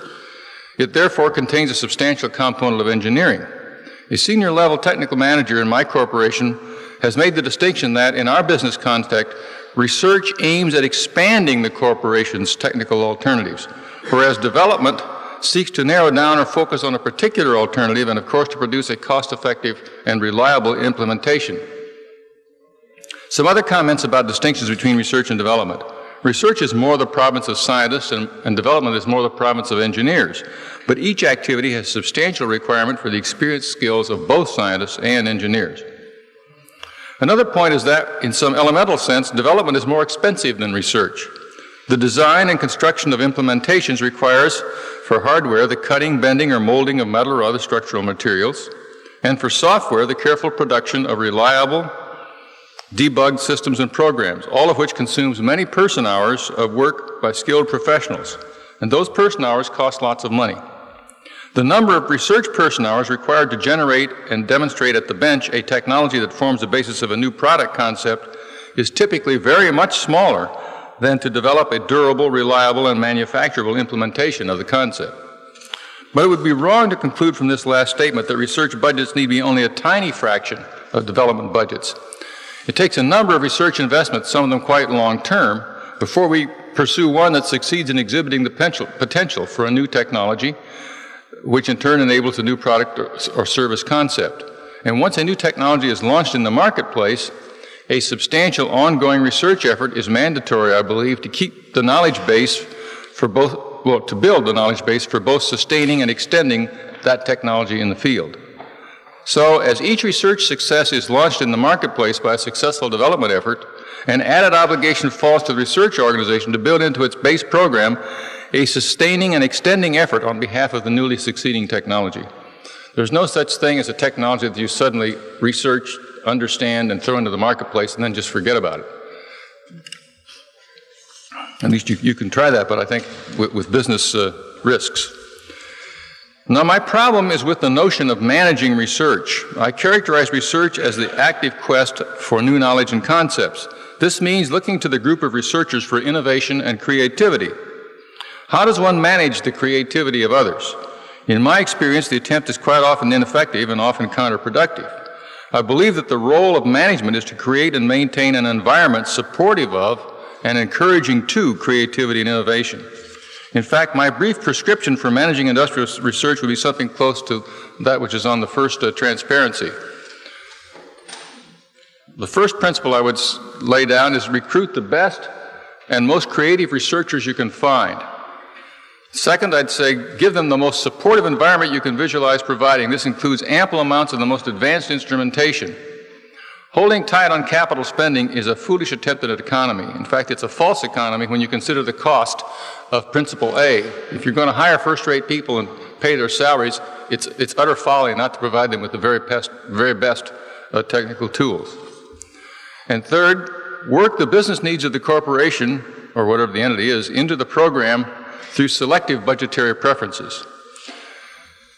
There's little success likely to come from showing researchers to a laboratory, describing in detail a desired technology or process that does not now exist, and then commanding, "Thou shalt invent." Instead, the enterprise seems to go better if some overall goals or needs are generally described and understood, and proposals for research projects or areas of investigation are solicited from the creative professionals. Managing the research then consists of adjusting the respective budgets for the projects or programs so as to give selective and therefore sometimes differential encouragement.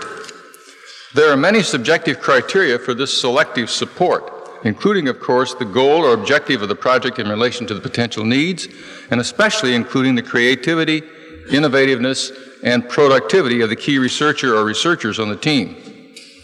This recommendation for the selection process and differential budgetary tuning by the research manager or director of the research organization may seem to some degree to fly in the face of time-honored advice of Dr. C.E.K. Meese, who was Vice President of Research for Eastman Kodak for quite a period of time. He offered the following lessons that are on the second transparency.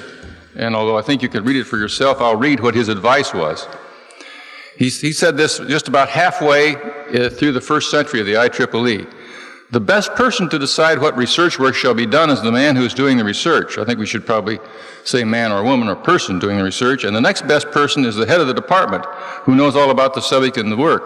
After that, you leave the field of the best people and start on increasingly worse groups.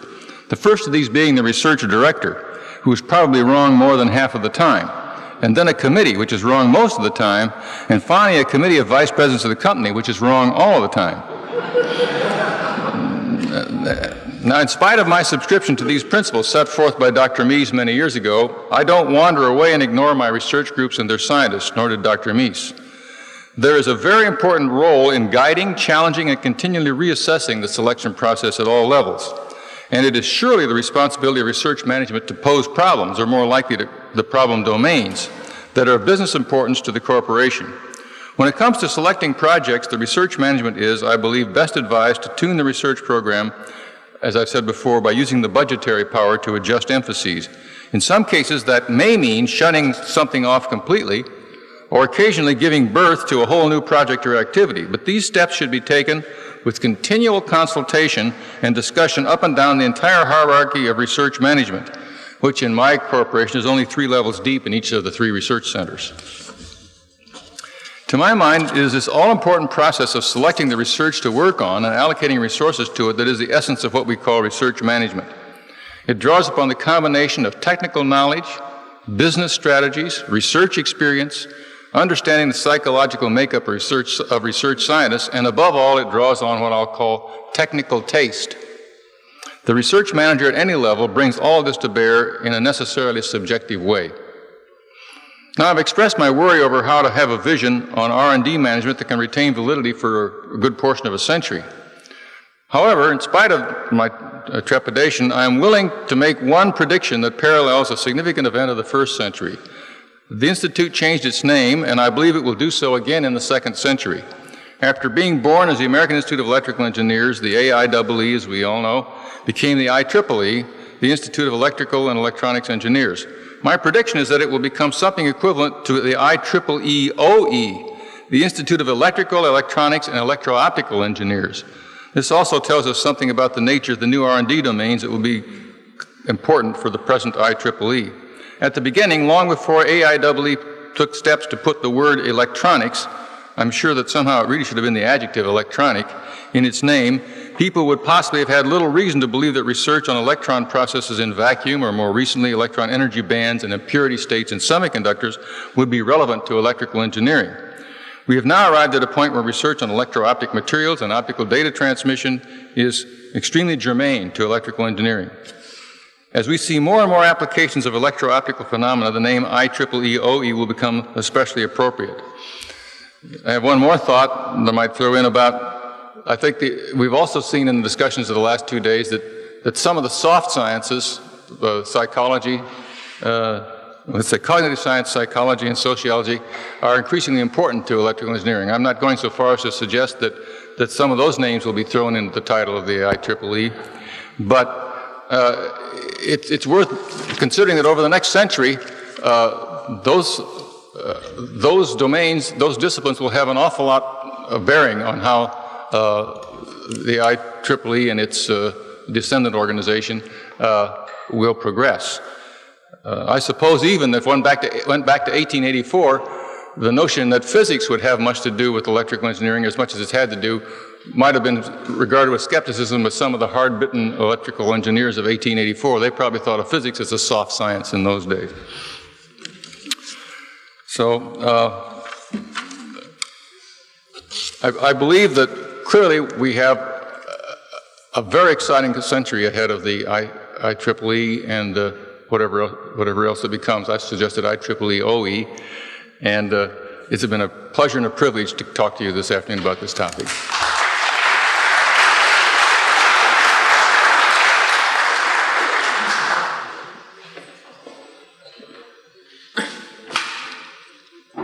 All of the other speakers, both yesterday and today, began their remarks by saying how honored they were to be here. And I'd like to also say that I am particularly honored to be here as well. But for me, there's another dimension to being here, because this is a rather sentimental occasion for me. I grew up in Philadelphia and did my undergraduate work at the University of Pennsylvania Moore School of Electrical Engineering. And it's been over 30 years since I've been in the Franklin Institute, Dick, and I remember very well my dad bringing me here. And in those days, my favorite exhibits was the train room. And I had the opportunity today to browse through the train room once again, and I can still say, Dick, that's still my favorite exhibit. This is a sentimental occasion for me for another reason as well, because I was able to meet last night a number of my old professors at the Moore School, Dr. Shen, Dr. Salati, Dr. Fegley, and Dr. Wygant. To you gentlemen, I would say that you were my heroes then, and you still are. I'm going to talk about my view of R&D management circa 2000 and beyond. And in particular, I'd like to focus on two questions, namely, what things will change in the next century, and what things are going to remain the same. So let me begin by addressing the question, what things are likely to change? Raj? Got to be careful of this high-priced talent here. I think one of the first things that's going to change in the next century is that coupling to marketing is going to become even tighter. And by marketing, I don't mean sales. Marketing is a separate discipline from sales. What I mean by marketing is the discovery and understanding of the problem to be solved and the implications of solving that problem. The second thing that I believe is going to change in the next century is that the compensation and incentives will be quite different than they are today. They'll be much more entrepreneurial in nature. And straight salary will still be used, but it'll be augmented by compensation and incentive schemes which are much more characteristic of the venture capital world today than they are of more conventional industrial employment. The third thing that's likely to change in my view is the capitalization per professional, and that's going to be higher. Computational plenty, of course, means more capability for more people, and it means lower cost per unit, but that won't necessarily keep pace with the demand for ever increasing capability and a more pervasive fan out of that capability.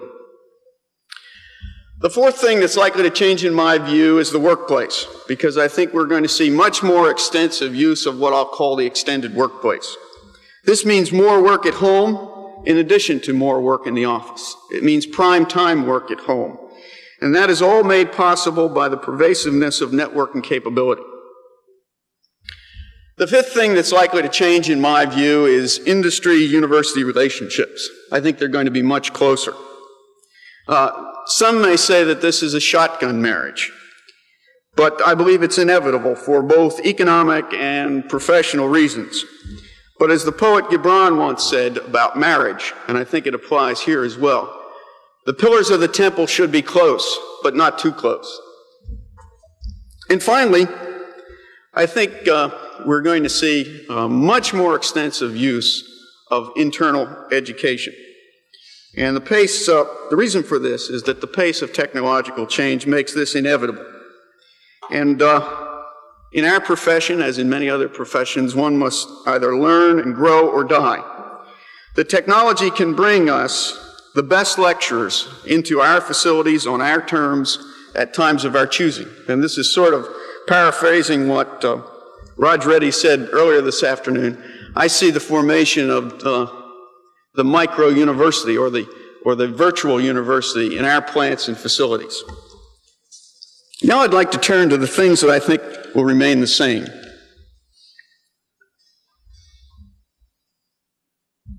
I believe that blocking and tackling in our business means people, ideas, and the management of change. To me, that's what R&D management's all about. And no matter how much we push and shove and tug, that's not going to change.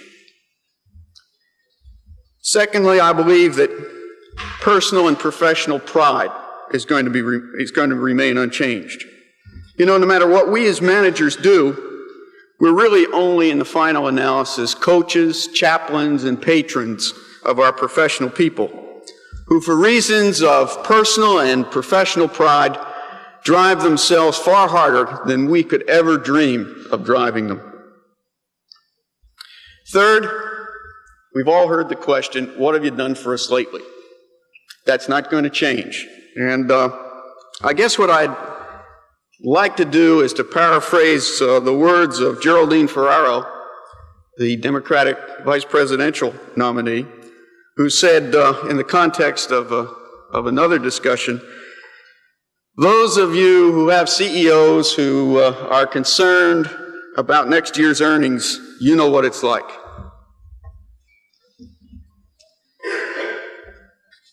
In the fourth instance, I believe that R&D productivity measures will still be elusive. We'll keep trying to measure R&D productivity in quantitative terms, but I don't think we'll be very successful at doing much about it. It's still, after all, a business that puts a premium on insight and vision, and those are not very quantifiable quantities. Fifth, I think that there's another aspect of all this that's not going to change, and that's how you communicate to your people. And in my view, policy statements, speeches, and things of that nature may be the popular mode of communicating to your people, but in the final analysis, the action that speaks the loudest about what you really stand for is the kind of people that you promote, and that's not going to change. And finally, the characteristics of innovative organizations aren't going to change very much. And if I may have the next and final slide, Raj. You know, we tend to look at innovation, and too often we focus on innovation as a synonym for invention. Innovation really has another dimension, and that's execution. You can't have an innovation without execution, and that's not going to change. Raj? And the characteristics of organizations that are innovative organizations aren't going to change. And let me just run through these very, very quickly in closing. Innovative organizations spend less time debating the obvious than the other kind of organization. They have close contact with the customer at all levels. They have very low NIH, or not invented here. They have a minimum of formal communication mechanisms and a maximum of ad hoc communication schemes. They have a strong personal incentive system, and they're not afraid of failure. They try more things, and they risk failure or embarrassment without any animosity or without scorekeeping. And finally, they have leaders that know the business. Unfortunately, there are a number of people who think that because one has an MBA degree, that he or she can run any business. I don't subscribe to that theory at all. Now, I looked for an appropriate quote with which to end my brief look at the next century, and I find that I'm not sure just what side of this quote I'd like to be on, but I think Lord Melbourne said it best when he observed that what all the wise men promised has not happened, and what all the damn fools said would happen has come to pass. Thank you very much.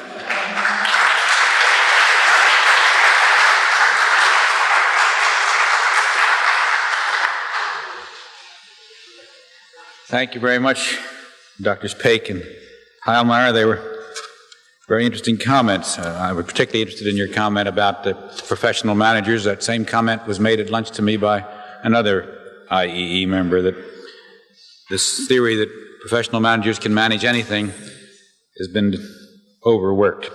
Well, we're a little bit ahead of schedule, which I'm pleased to report will give us time to have a good question and answer period. As you can see, we got set up for all 6 people to be here. I would like Dr. Kobayashi to come up, please, and Dr. Reddy, Dr. Linville, Dr. Slaughter, and Dr. Pake. Dr. Pake is here, and Dr. Heilmeier. And if you've got your name tags, your name cards, oh, good, we have them there. We can put them out.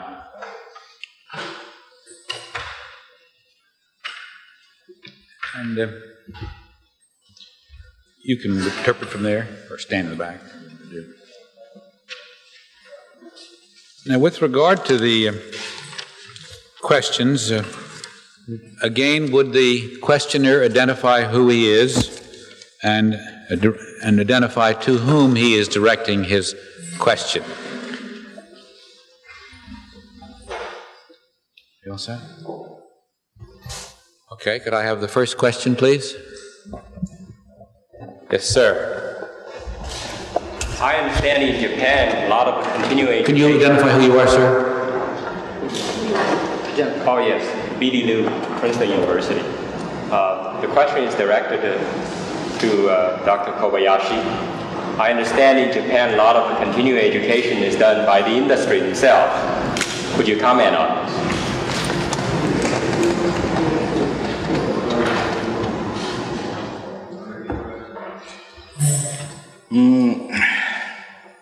I must say I didn't hear the question clearly myself. Did you hear it clearly? Okay. Many companies, almost all the company in Japan is putting very much importance on the education in the company.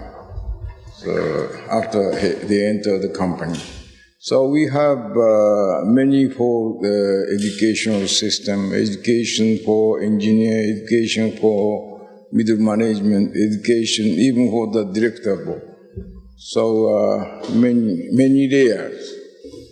So most important matter is that in promoting from this level to this level, they need to receive the examination. They need to go to such educational course. And if they study about this educational course,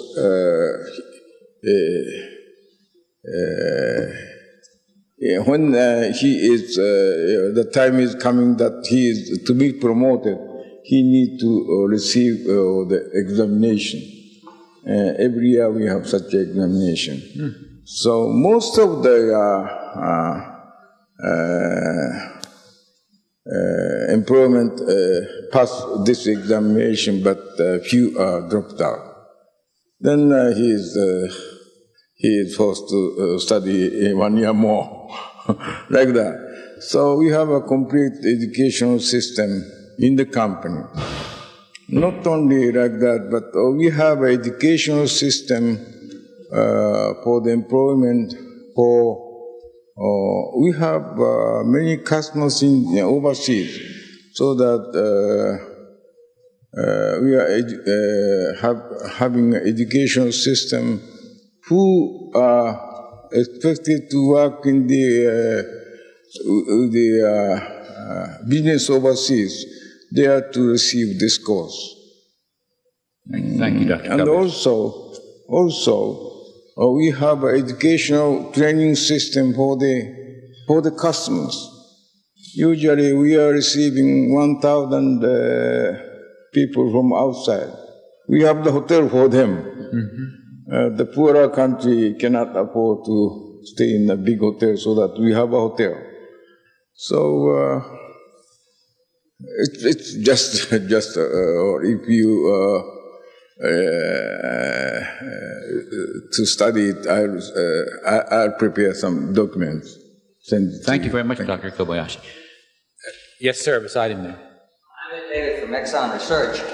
I think Dr. Kobayashi's provocative theme of virtual factories can be coupled with a number of other virtuals, such as virtual cities, virtual communities of interest of all kinds, and it brings us back to John Pierce's comment some years ago that people would travel for pleasure and communicate to work, which seems to be coming to pass. And what I'm concerned about and interested in is whether some of you would speculate on how fast that's going to come and the effect that it will have on energy consumption. Do I have a volunteer?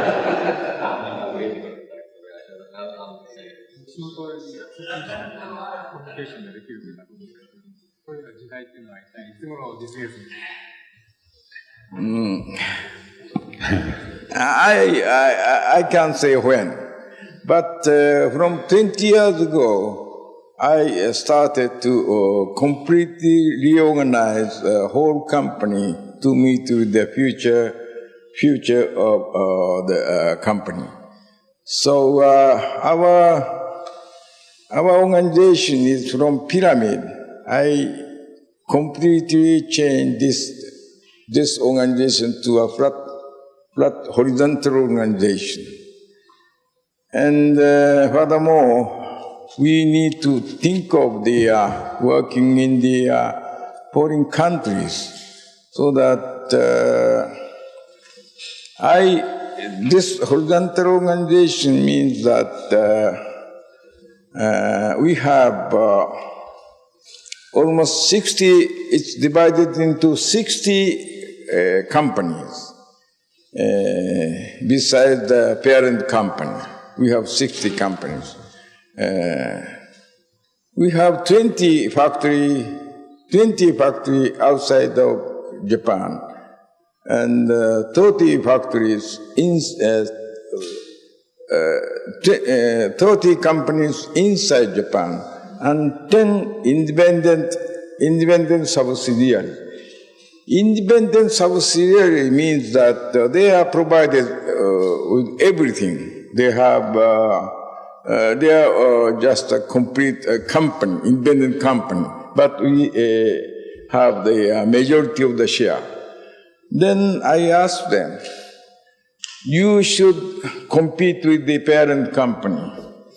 Beat the parent company. We'll fight together. That such a company, I have 10.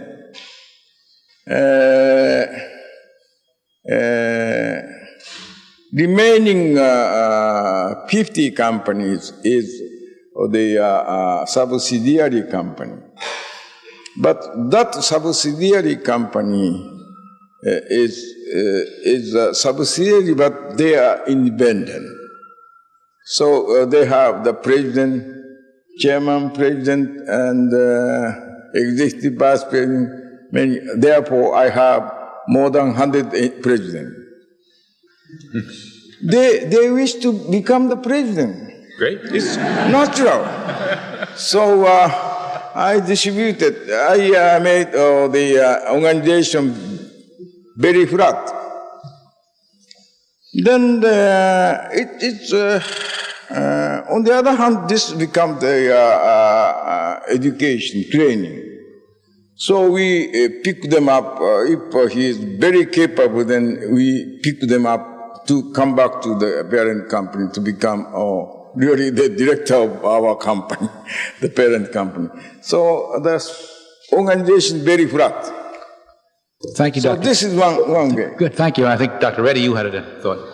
I think you can divide who will communicate and who will travel to work into two groups. What you might call knowledge workers will communicate. That includes all the people producing knowledge products, and all the government servants, and all of us who use our head for a job will probably communicate.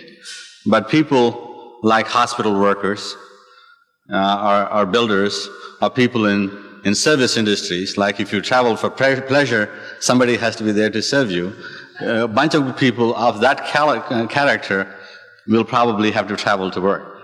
So it's going to be interesting to see what the shift will be, namely when the knowledge workers will increase will be the majority, and the service workers, if you will become a minority.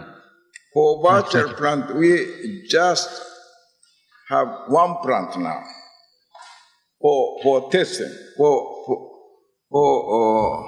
just for testing, just inside Tokyo City, one.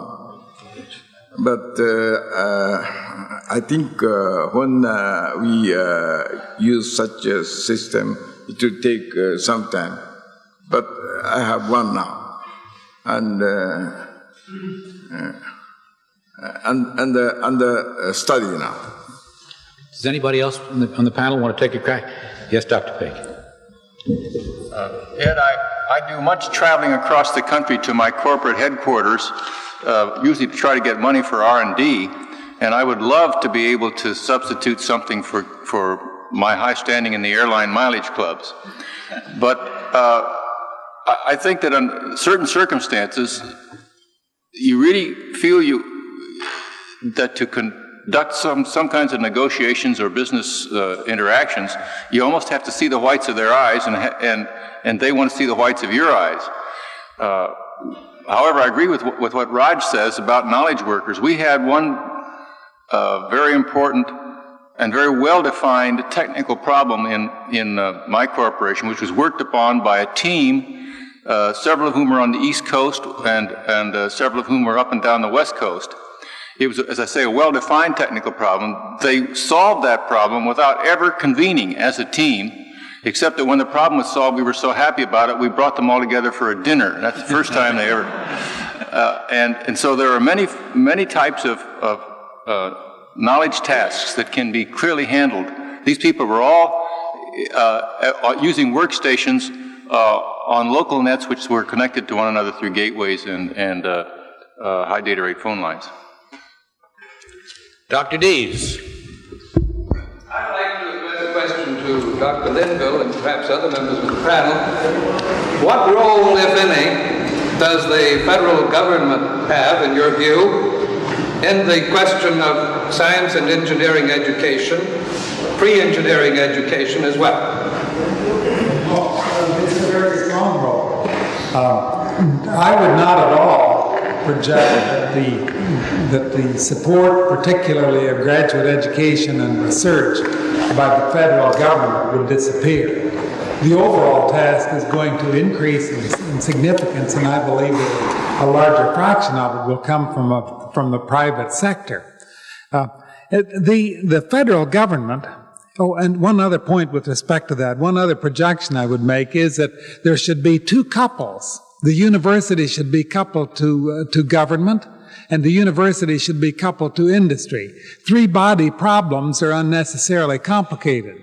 Though good relationships between the one couple facilitates the relationship in the other one as well. So I think that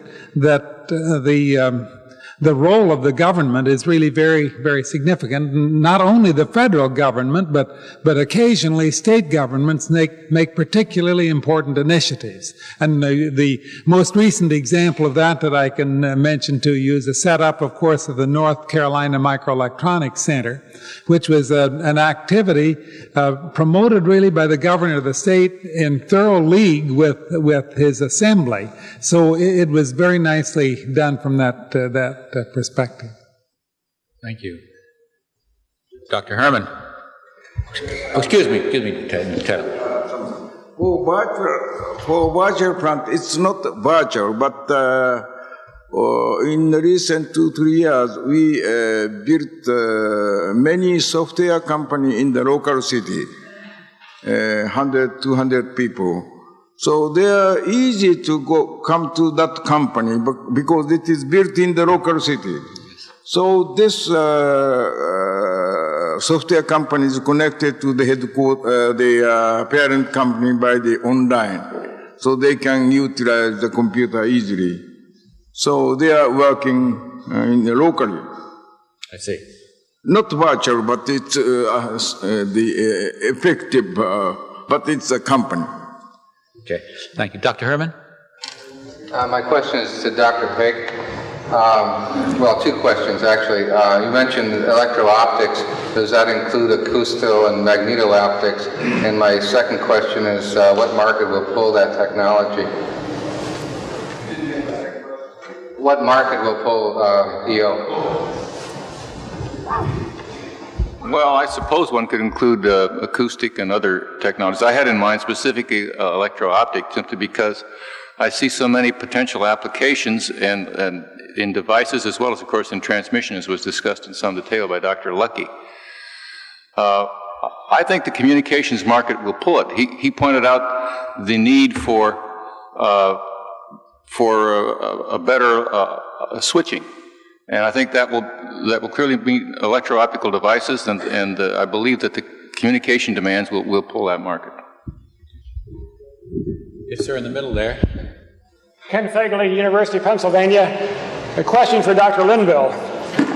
You point to the master's degree as the most important degree for technical change. Where do you place the PhD in this scheme of things? Well, I think the PhD, being connected with research operations primarily, is utterly vital to the development of our scientific base. No doubt of that at all. It's also vital for the production of educators. It's vital for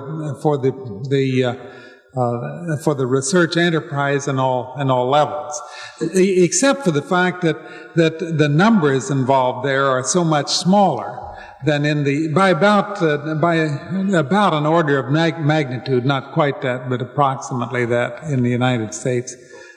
So I wouldn't say that this select 10%, which invests more and in whom more is invested, is not to be looked aside from. It is very important, but the major mass is really in the master's level. I have a question I want to ask Dr. Heilmeier.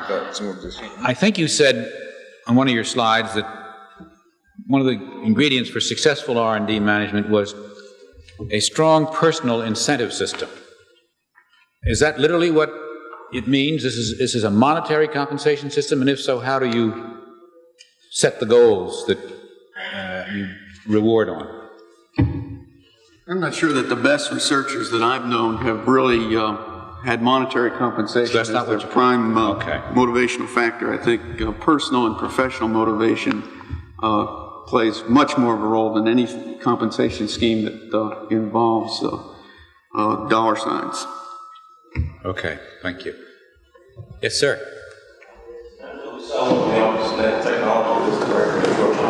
Two of the things that might be important to achieving in the future that we're talking about, didn't make your list either, is staying changing our industry cooperative R&D ventures over the next 100 years, whether you see any increasing trends for that and any changes or not in government-industry relations in developing R&D thrusts and R&D.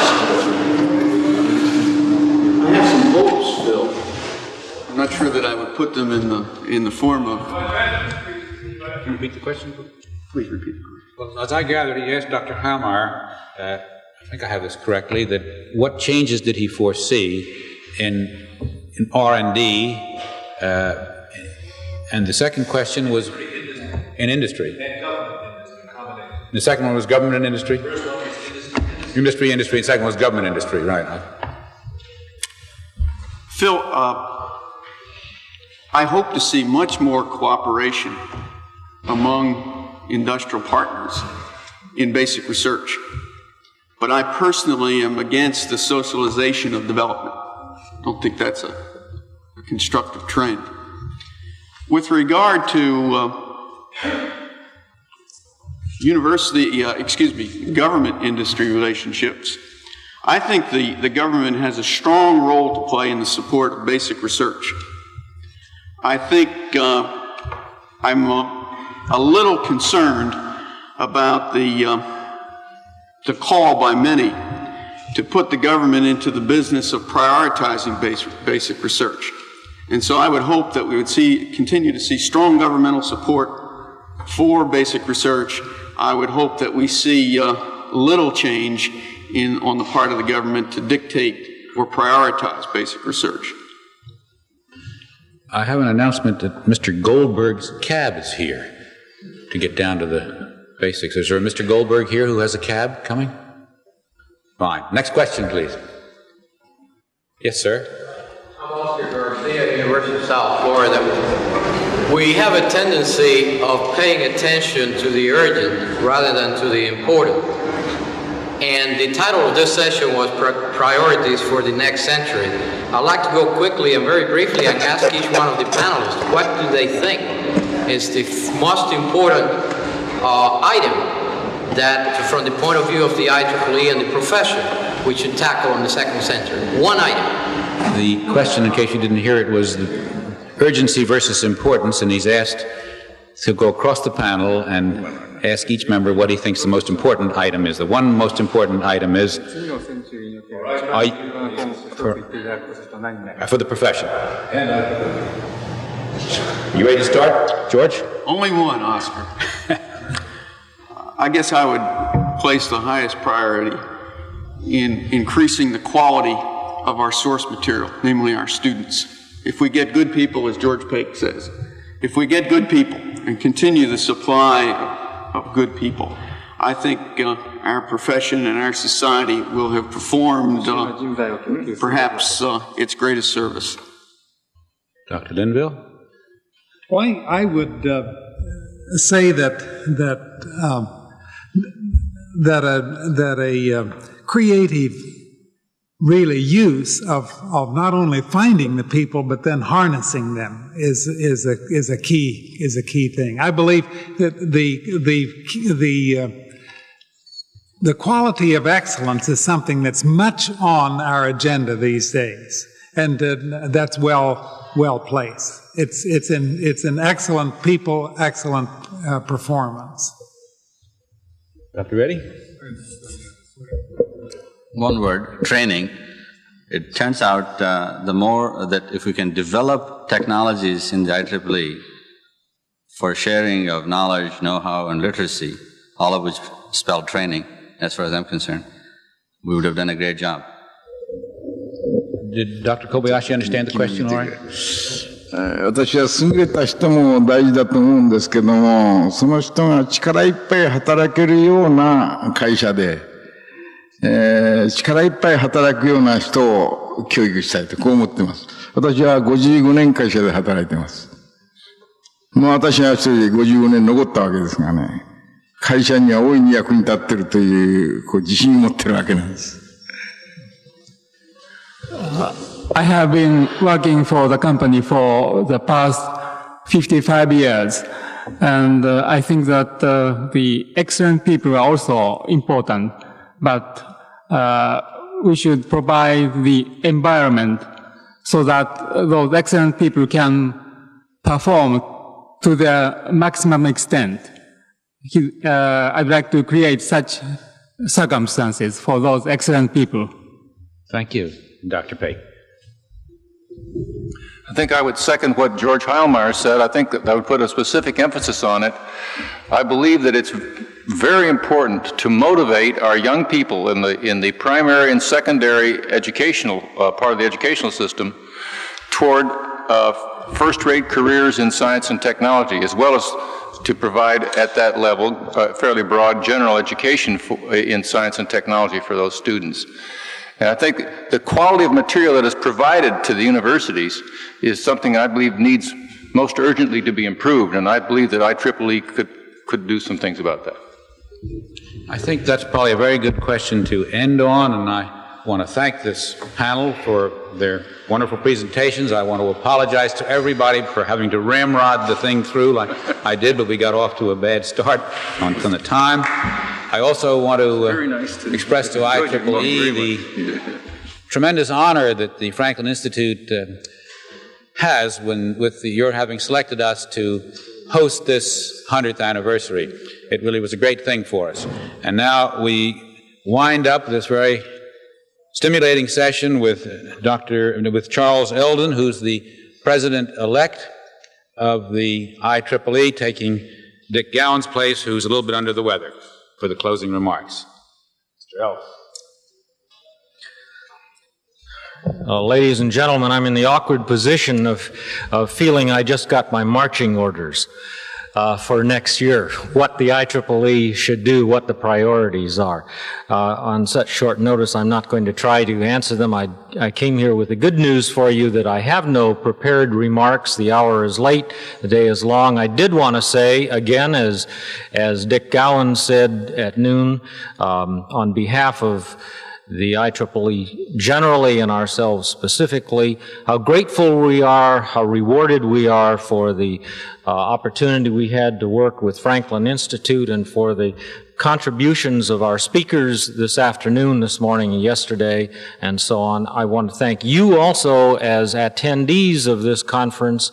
And instead of saying that we should adjourn, suppose we just agree that we will go away on the basis that we are going to be getting together continuously, and I hope that all of you can be here the next 100 years. Thank you.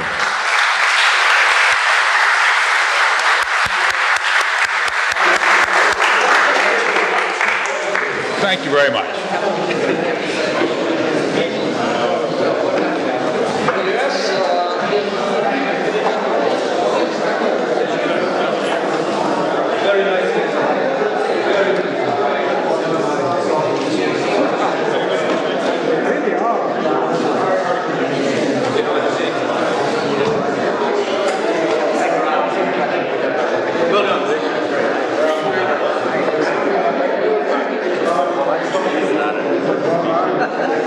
Well, everybody